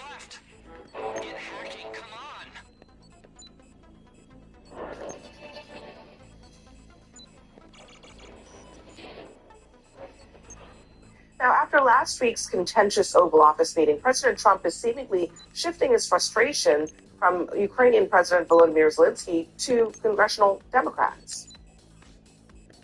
The United States has sent hundreds of billions of dollars to support Ukraine's defense with no security.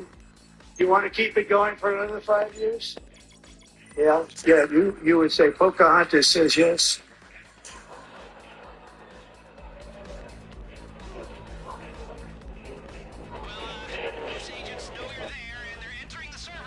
Trump also read part of a letter where Zelensky wrote that Ukraine is ready to come to the negotiating table. Listen to this. Earlier today, I received an important letter from President Zelensky of Ukraine. The letter reads, Ukraine is ready to come to the negotiating table as soon as possible to bring lasting peace closer. Nobody wants peace more than the Ukrainians, he said. This very special letter was also sent out on X by the Ukrainian president. But what does it mean? Well, it means that President Trump's strong-arm tactics to extort Zelensky are working. He cut off U.S. military assistance to Ukraine in the middle of the war, which is a pretty serious thing to do. People can die behind that. And so Zelensky did what Trump wanted. He said, okay, you're right. I'll do whatever you want. I'll come, sign the deal. You don't have to give me any security guarantees. Just don't cut off the vital aid while our people are fighting and dying. But there's something else going on behind the scenes that viewers may not be aware of. This is first on CNN. There's a concerted effort inside Trump world. There's a battle because it's not just Democrats, for a lot of Republicans, even Trump people who support Ukraine and want to help Ukraine, want to figure out a way to get Trump to help Ukraine. And that's what the minerals deal was. It's the way to get Trump on board with helping Ukraine.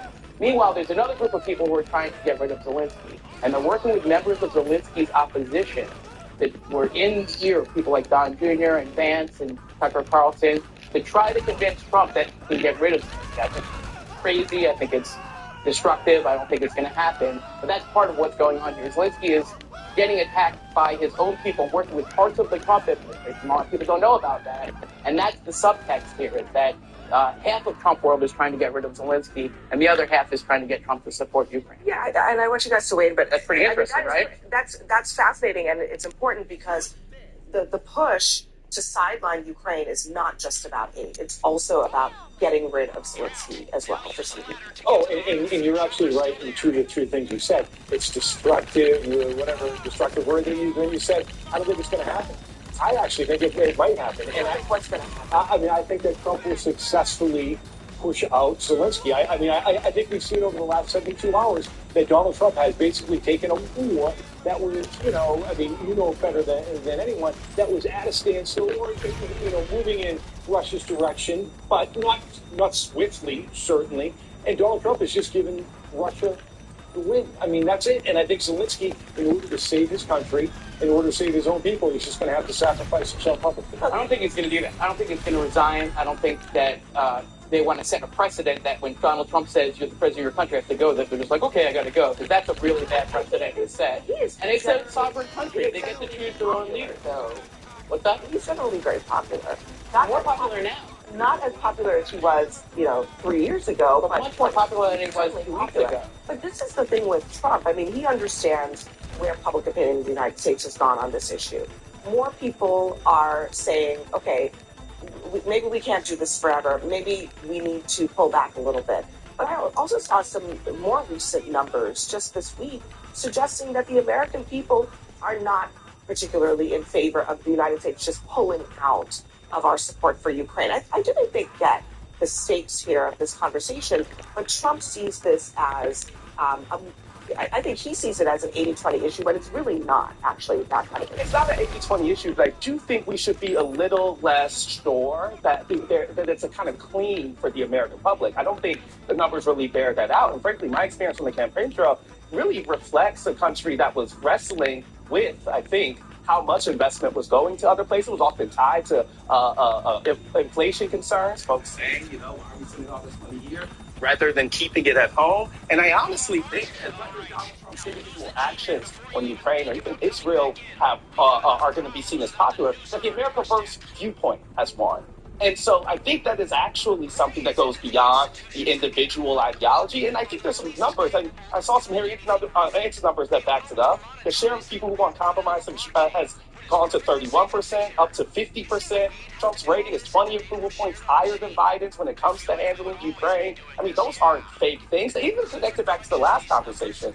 The places where polling shows that the support for Ukraine the weakest is with Black and Latinos, and even less so than the general public. And so when I think Democrats are talking about how do they represent their base, we should be more honest. A big chunk of that base, a big part of the people they lost in that kind of working class decline are the type of people who do not see America's investment abroad in the same way. Here's the problem with that number.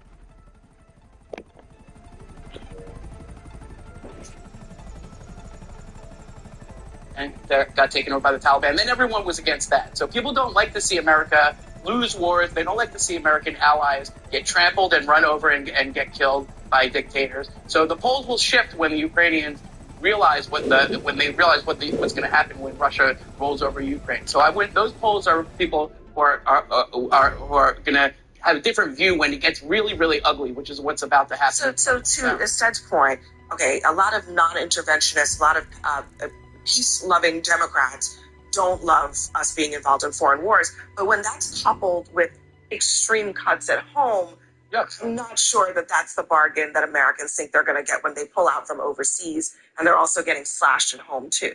I also think that there's the last week's kind of debacle in the White House with Zelensky and with Trump and with J.D. Vance. It did a lot of damage in the larger public imagination about what the war in Ukraine is supposed to be doing. What is the role of Donald Trump? What would it mean to pull out? And I think when you couple that with the large-scale slashes that are happening across the board with other organizations, if you look at, for example, the slashing that's happening in the federal government, if you look at the explosion in lawsuits, there are increasing concerns that I think to earlier points are not necessarily showing up in the way that we would imagine them on polling.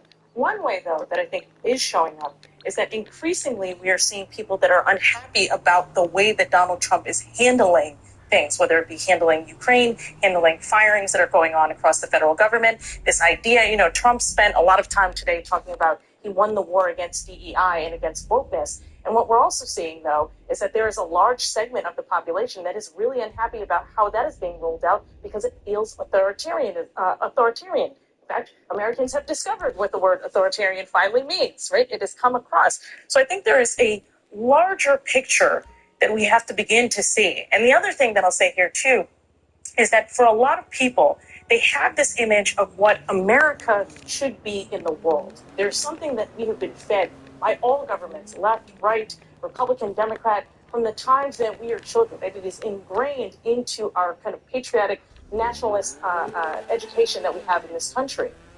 Part of what we are seeing with Donald Trump is an undoing of that. And I think for many people, that is alarming in a way that they did not expect from the campaign. Yeah, look, this is the system that America created. And now Trump seems just about ready to dismantle the whole thing. So that's the reality of what we are facing as a country here with this new administration. Up next for us, we're going to hear from voters across the spectrum about what they thought of that speech, and some of their answers might surprise you. Stay with us. Tell us about accepting bribes. The stuff he did that was completely legal destroys democracy. I'm still not sure that you're repentant. I have nothing to hide. If he hadn't been such a, he would have gotten away with it. They would abuse her on television. It was this unholy combination of overwhelming greed and money. It's not a bribe, it's trading favors. United States of Scandal with Jake Tapper. A new season starts Sunday at 9 on CNN. I usually sleep at night on a mattress from Mattress Firm. I sleep. At the President's Day sale, get free adjustable base with select Sealy beds. Get matched at Mattress Firm, sleep at night. Scout is protected by Simparica Trio, and he's in it to win it. Simparica Trio is the first chew with triple protection. Oh, please. Intestinal worms. Well, wormworm disease. No problem with Simparica Trio. This drug class has been associated with neurologic adverse reactions, including seizures. Used with caution in dogs with a history of these disorders. For winning protection, go with Simparica Trio. If you have generalized myasthenia gravis, picture what life could look like with Vyvgart Hytrulo, a subcutaneous injection that takes about 30 to 90 seconds. For one thing, could it mean more time for you? Vyvgart Hytrulo can improve daily abilities and reduce muscle weakness with a treatment plan that's personalized to you. Do not use Vyvgart Hytrulo if you have a serious allergy to any of its ingredients. It can cause serious allergic reactions like trouble breathing and decrease in blood pressure leading to fainting and allergic reactions such as rashes, swelling under the skin, shortness of breath, and hives. The most common side effects are respiratory and urinary tract infections, headache, and injection site reactions. It may increase the risk of infusion-related reactions and infection. Tell your doctor if you have a history of infections or symptoms of an infection. Talk to your neurologist about Vyvgart Hytrulo for GMG and picture your life in motion. Businesses start small, but a lot of them take off. As your business grows, ShipStation grows with you, so you can sync and manage all your orders, no matter how big you get. ShipStation's custom automations maximize your team's time. Plus, you get more carrier options at the lowest possible rates. Keep your business growing. Head to ShipStation.com to start your free trial today. Eating healthy is hard, but now everything we eat is easy, delicious, and good for the whole family. How? Hungry Root. Hungry Root delivers healthy groceries with easy 4-ingredient recipes, so you can have a healthy home-cooked meal in minutes. With Hungry Root, you save hours planning, shopping, and cooking. That's why 90% of customers report improved health with Hungry Root. Hungry Root. Healthy groceries and simple recipes. Plus, get free veggies for life. Want to lose 15 to 20% of your weight in a year? Try Rose Insurance Tracker to see if you're covered for GLP-1s for free. No paperwork, no waiting on hold. Just submit your insurance card and we'll take care of the rest. Join the over 100,000 members who trusted Roe to check their coverage and start losing weight sooner. Go to roe.co/insurance for your free insurance check.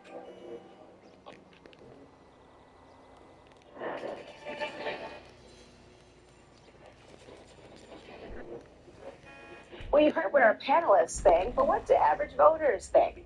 Well, CNN's Boris Hedges in Bucks County, Pennsylvania, with a panel of both Trump and Harris voters. Now, Trump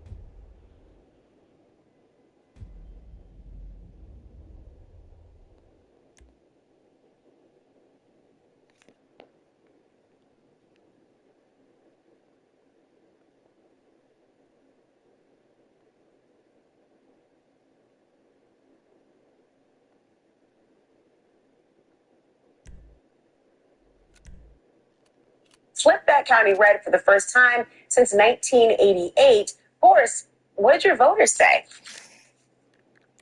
Laura and Abby, we're live at the original Golden Eagle Diner in Bristol, Pennsylvania. This is all-important Bucks County, a county that Donald Trump flipped from blue to red by about 300 votes. The first time a Republican has done that since 1988. It's the biggest swing district in the Commonwealth of Pennsylvania, one that helped deliver Donald Trump a second term in the White House. We're here with a focus group, 8 of my closest friends now. We've got 4 Democrats, 4 Republicans, and they had a variety of opinions about President Trump's joint address to Congress tonight. And I want to start with Gerald over at the end here. What did you make of the speech? What did you think?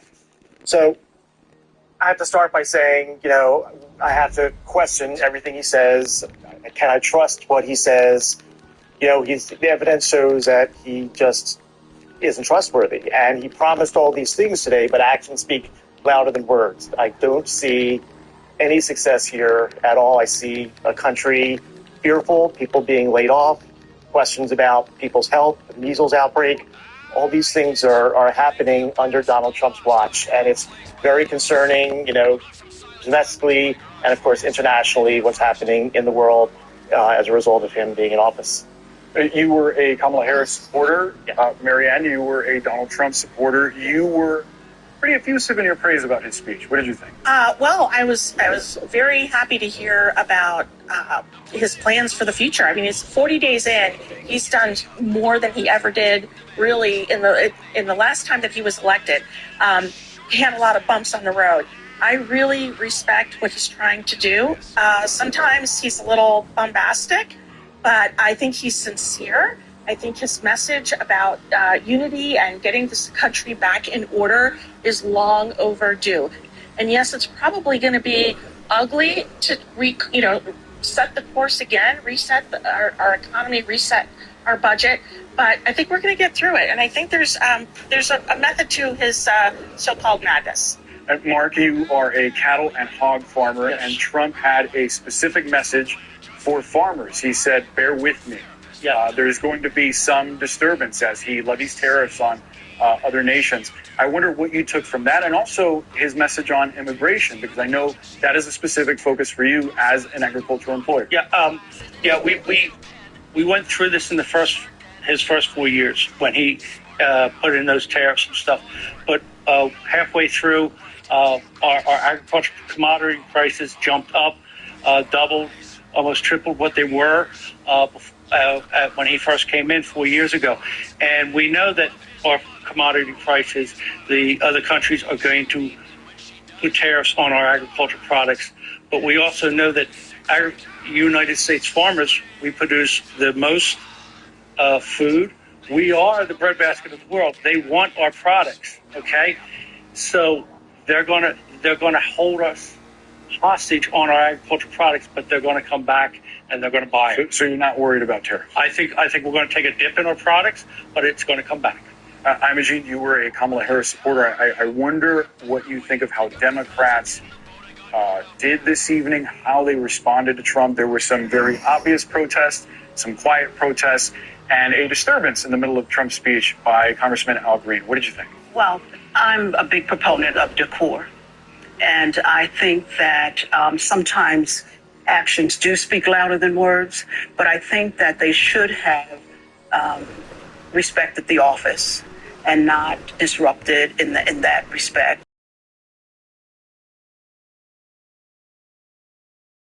I just think that sometimes you get more accomplished in a quiet way. And Carolyn, you were perhaps the most enthusiastic of our guest focus group today. I wonder what you made of Trump's speech from the perspective of what he could have done better. Did you have any constructive criticism?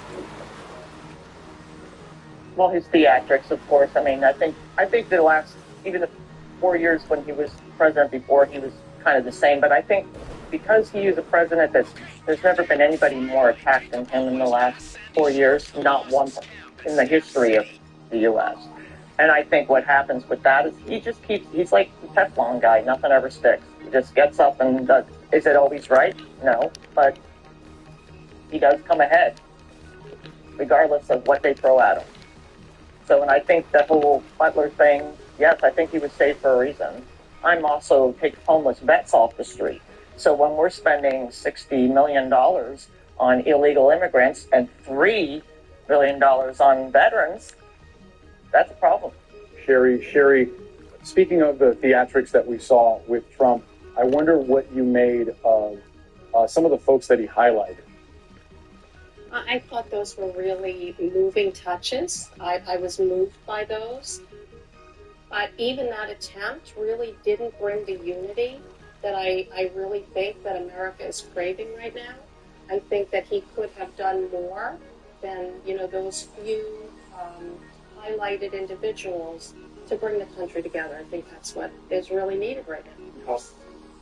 Boris, thank you so much, and also to your focus group as well. And hey, thank you all for watching. CNN's special coverage of President Trump's joint address to Congress continues right after this.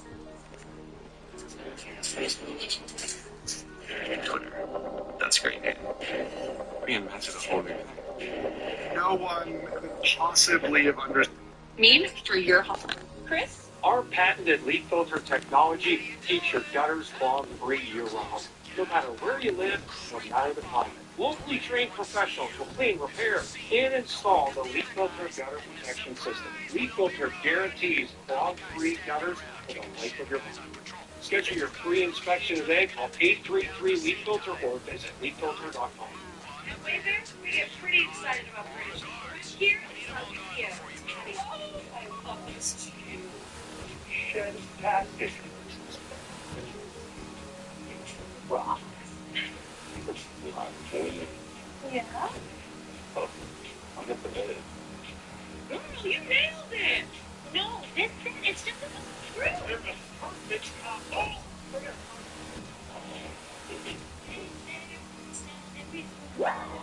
Want to lose 15 to 20% of your weight in a year?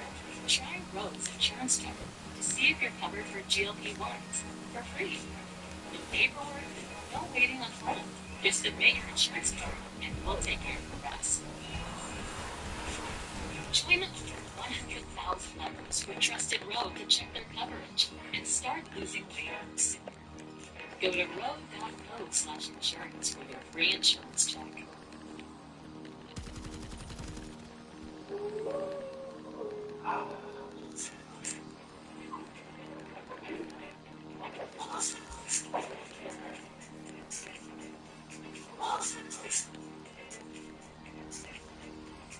It's Rachel's Lives. There's excitement in every slide. Adventures waiting to begin and dance parties every night. So bring your pack together and book your stay today and strengthen the pack. Welcome back. Well, I got news for you. New Senator on CNN.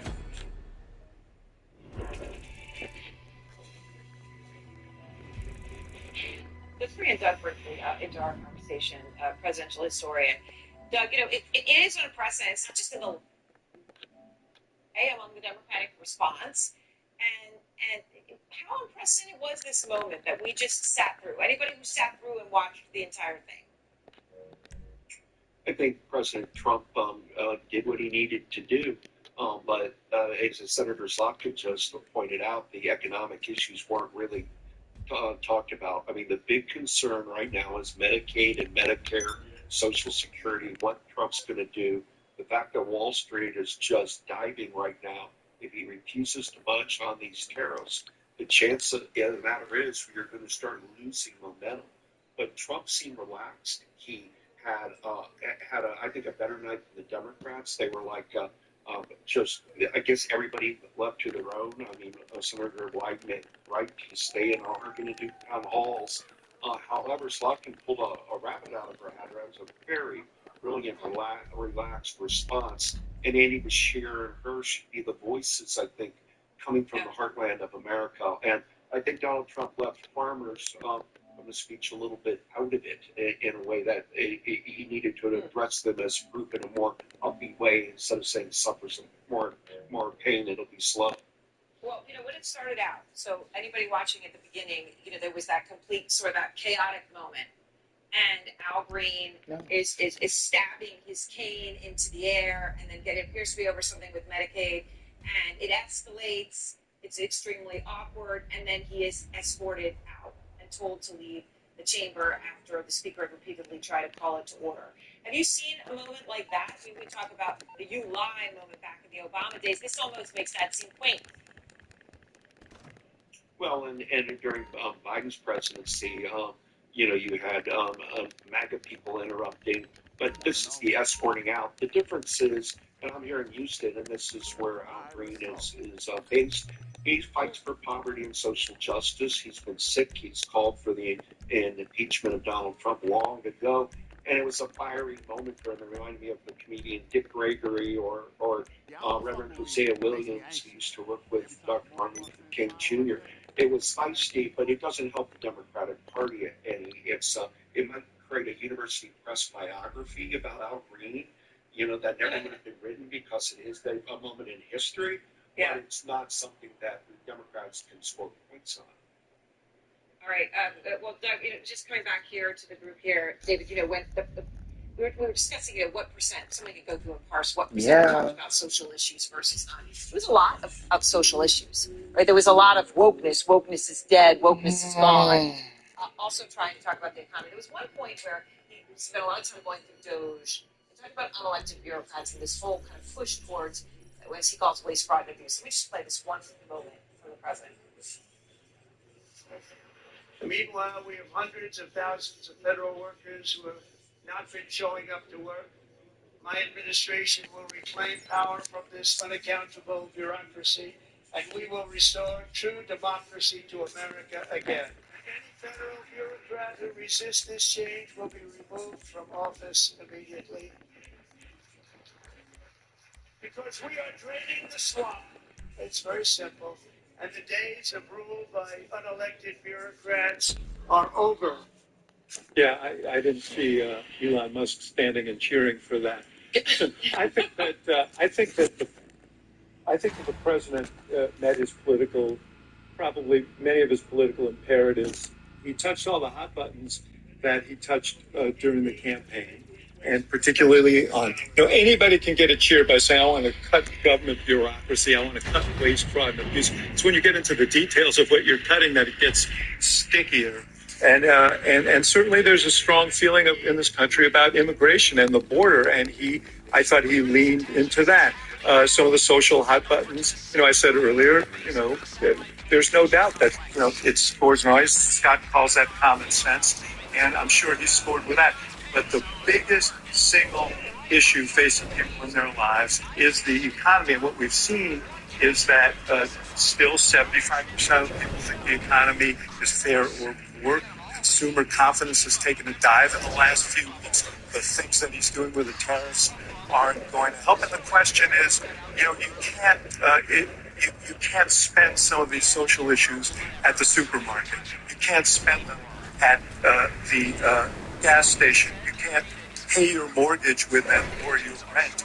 And at some point, you got to stop blaming Joe Biden, and you're going to be accountable. And he must have met Biden a dozen times in his speech. I mean, Hanks, I love you. You guys were blaming George W. Bush for me. Somebody's got to learn something from that. Learn something from that. He's been in office for 40-something days. I ain't hearing a lot of cope. These social issues, you know why he talks about them? Because they work. They're like 80-20 issues, and he's on the right side of them, and Democrats are on the wrong side of them. It worked in the campaign, and he's not talking about the right things. It worked in the inaugural. It's working in the executive orders. It's why he put it in the speech tonight. And on immigration, you're exactly right. It's his number one achievement so far. The borders effectively closed. The line of the night was they kept saying we need new legislation to secure the border, but it turns out all we really needed was a new president. Without question, in my mind, top scoring. I feel like when we were talking about what the issues were that were winning this election, it was the economy and it was immigration. So he is doing stuff on immigration. I still don't know how eggs are going to get cheaper. I still don't know how people are going to stop slaughtering the chickens. Well, how many did Biden kill? It was a bloodbath. I know. Okay. Total bloodbath. How about this? I still don't know how milk is getting cheaper. I still don't know how are we killing the cows? No. He's not doing stuff to bring the prices down. In fact, it feels like prices are going up. I agree. He's only been in office for 40 days. But you at least want And I want to bring in Lani Chen, who is the former policy director for Mitt Romney's 2012 presidential campaign, and Democratic strategist Caroline Heldman, who is a professor of critical theory and social justice at Occidental College. A warm welcome to you both. Good to see you, Rosemary. So in his first address to a joint session of Congress since returning to power, President Trump dug in on his divisive agenda, saying, we're just getting started. But, Lani, why hasn't Trump tackled his biggest promise to American voters to bring down prices on day one? That was what he said that he would do. Instead, the cost of living is going up, consumer confidence is down, markets are tanking, and Trump's tariffs threaten to raise prices even higher for consumers. So why isn't he focusing more on the one issue every American is worrying about? Well, I think the focus so far has been on issues that speak to his voter base. I think that's where the focus has been. It's been on immigration policy, for example. It's been on cultural issues, the continuing battle on DEI, for example. So I think that the reality is that if you look at where the administration has been so far, where the executive action has been, where the president is focused, it has been on those issues that are quite interesting, are quite palatable to the Republican base. I think the broader cost of living issues, those are going to be things the administration is going to have to take head on, because ultimately those are the issues that will drive support for the Republican Party in the long run. Obviously, Donald Trump will not run again. And so it's a question of how Republicans down the road get impacted by the ability or inability of this administration to deal with those cost of living issues. And Caroline, how would you assess President Trump's efforts during his address to sell his controversial tariffs, his aggressive cuts to federal jobs and services, and his Ukraine agenda to anxious Americans who worry about where all this is going? Well, Rosemary, he definitely wasn't trying to pitch to independents or to Democrats. This was it felt like a campaign speech for his MAGA base. And he did not go into how his tariffs are going to bring down everyday prices. In fact, we know that they're not. The CEO of Target, the CEO of Best Buy, folks are coming out and saying prices might go up as quickly as next week because of these tariffs.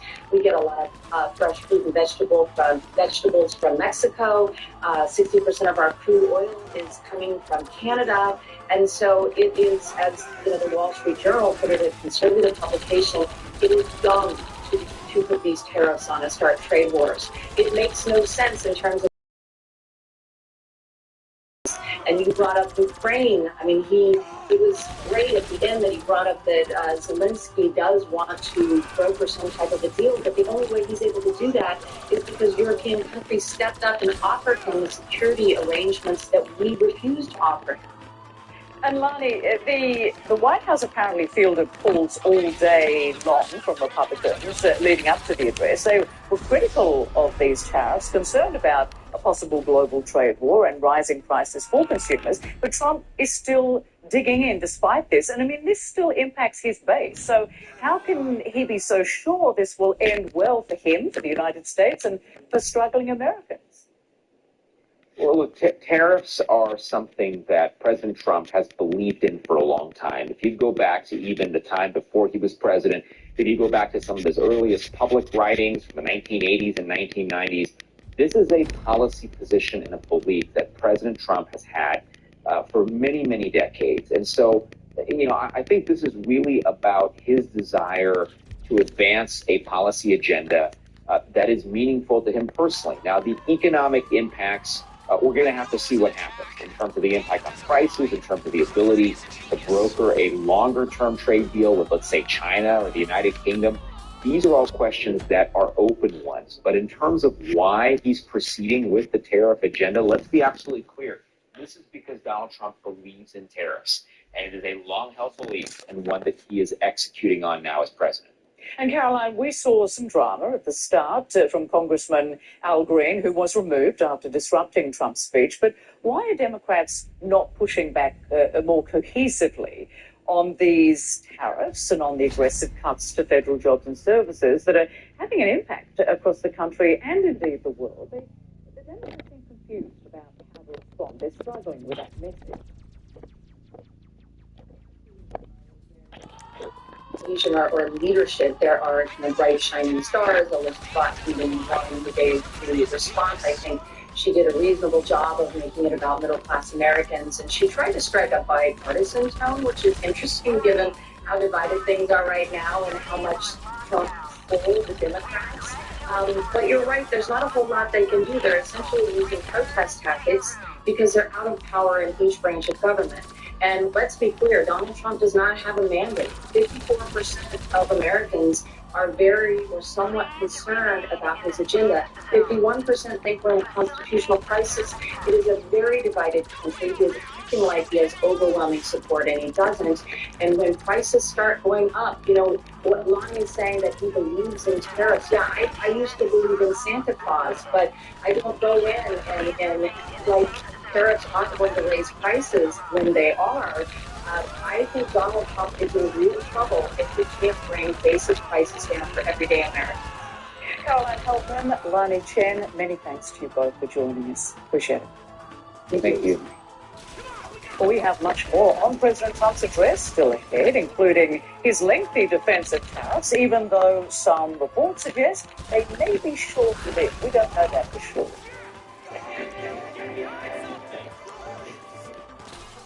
Messes happen every day in every way, but who wants to drag out that bulky vacuum? Hey folks, Joe Fowler here with my favorite cleaning partner, the Duck. A super compact vac with ultra powerful suction. This is a small but mighty Duck, making it quick and easy to clean up any mess. Just duck it up. The compact design can reach the tightest places. It's smaller than a water bottle. Oh, but look at this. It even fits inside my pocket. So store it in any drawer where it's always at your fingertips. Plus, it dumps out with ease, so it's ready to clean again. I used to have to drag out this huge thing they call a portable vacuum cleaner. I keep the duck in my kitchen drawer and I clean up messes in 2 seconds.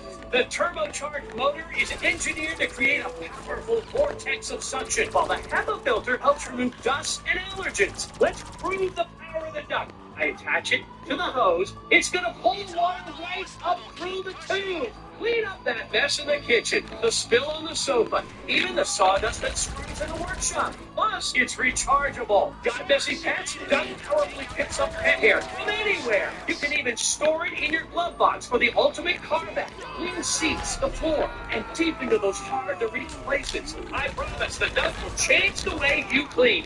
Get the horsepower Duck hand vac for just $39.99. Order right now and we'll upgrade you to the Duck Pro package. A $30 value, yours free. You get the bendable tube to get under appliances, the crevice nozzle to reach into those cracks and crevices, and the brush nozzle to vacuum with no scratches. You'll get the Duck with all the deluxe attachments, but supplies aren't limited, so there's a strict limit of 3 per order. This may be your last chance to get yours at this low price. So don't delay. Duck it up today.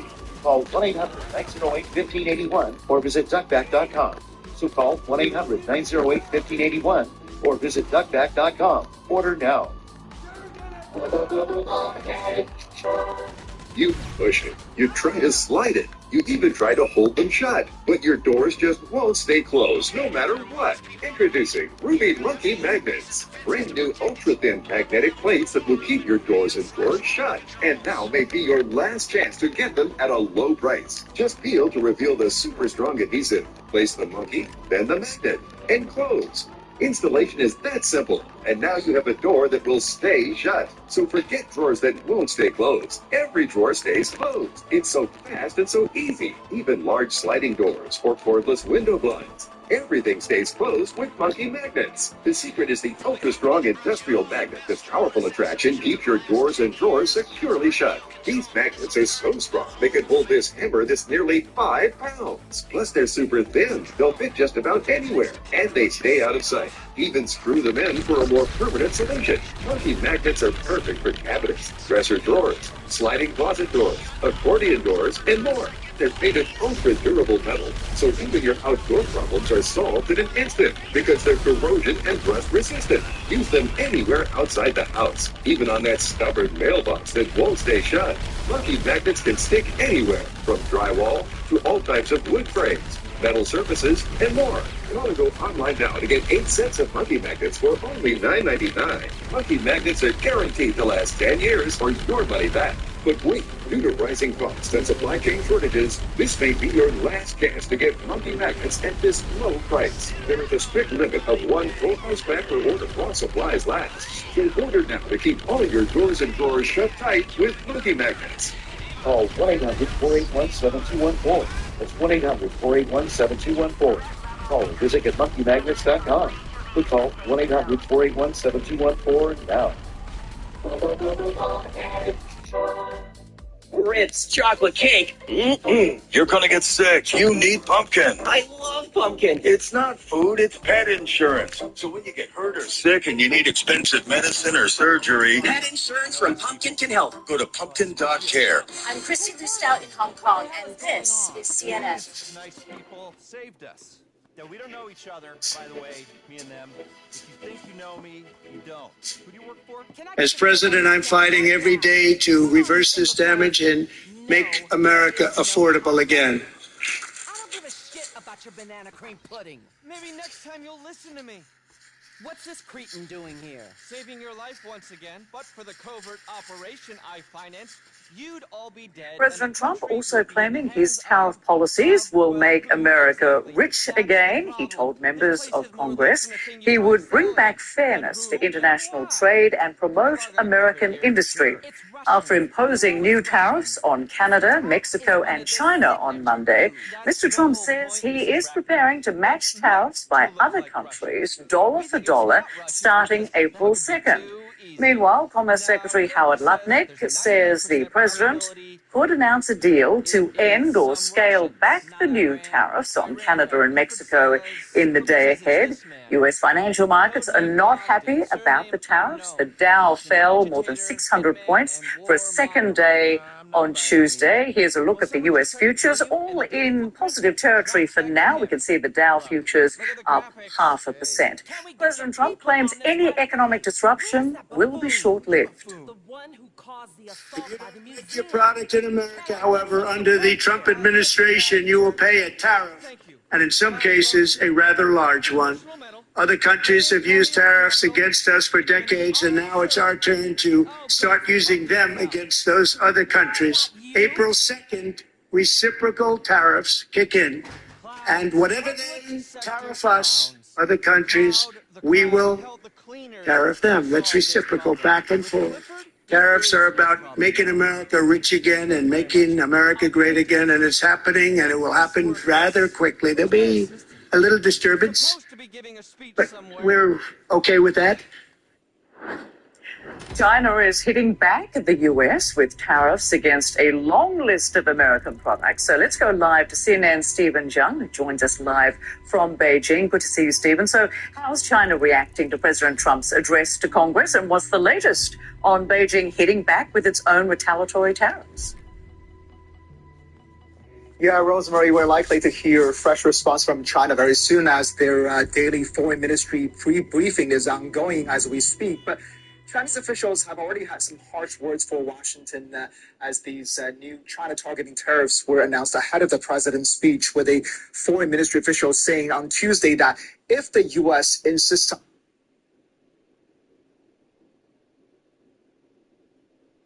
on waging a tariff war,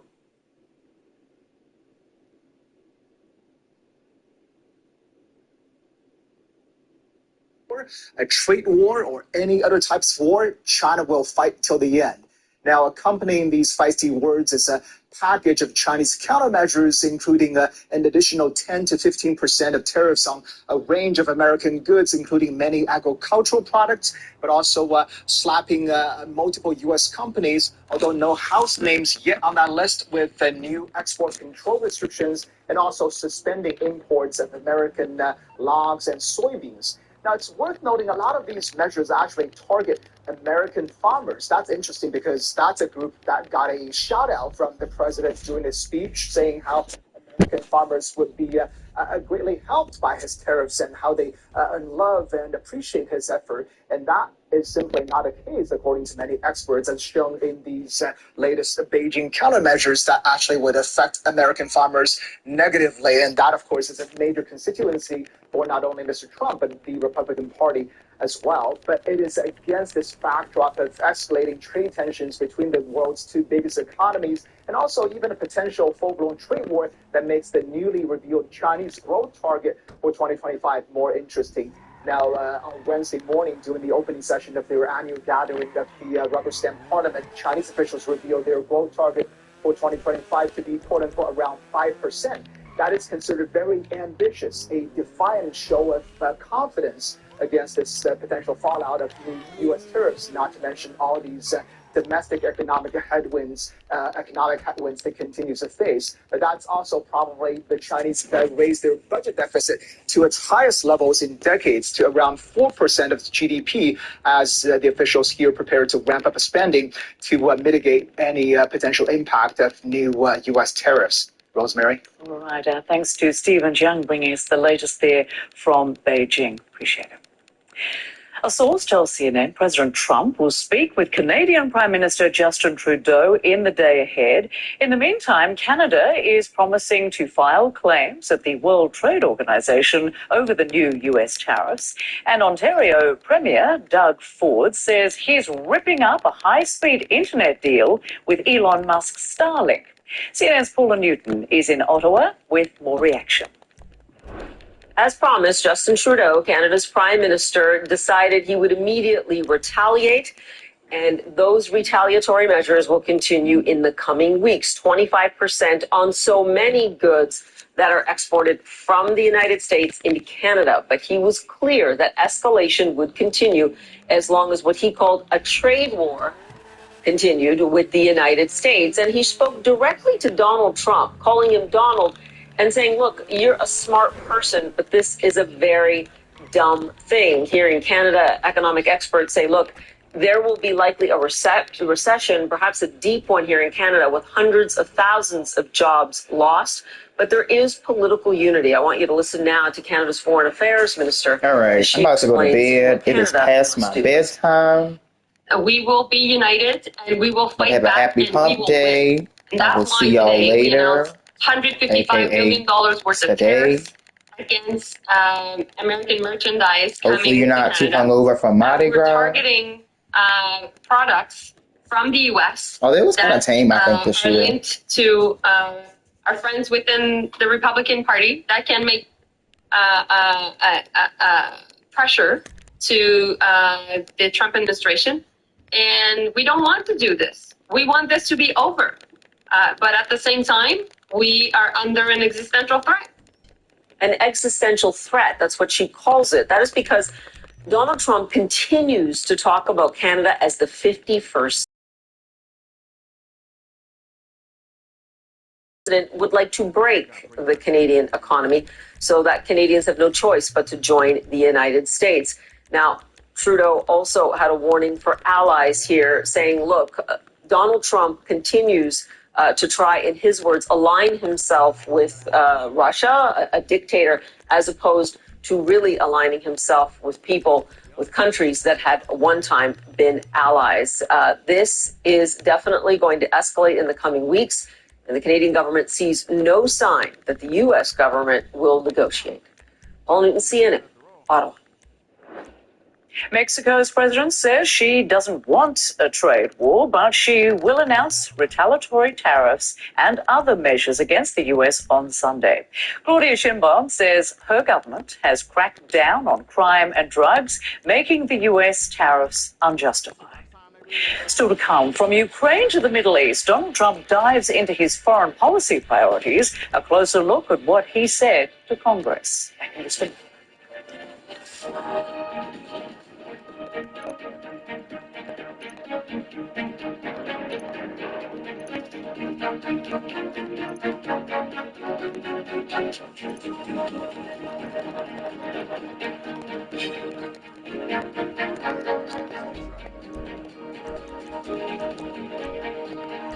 All right, it is bedtime, bitch.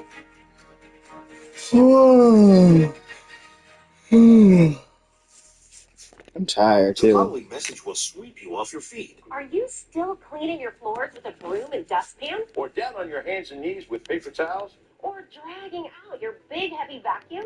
Forget about it. Talk to y'all later.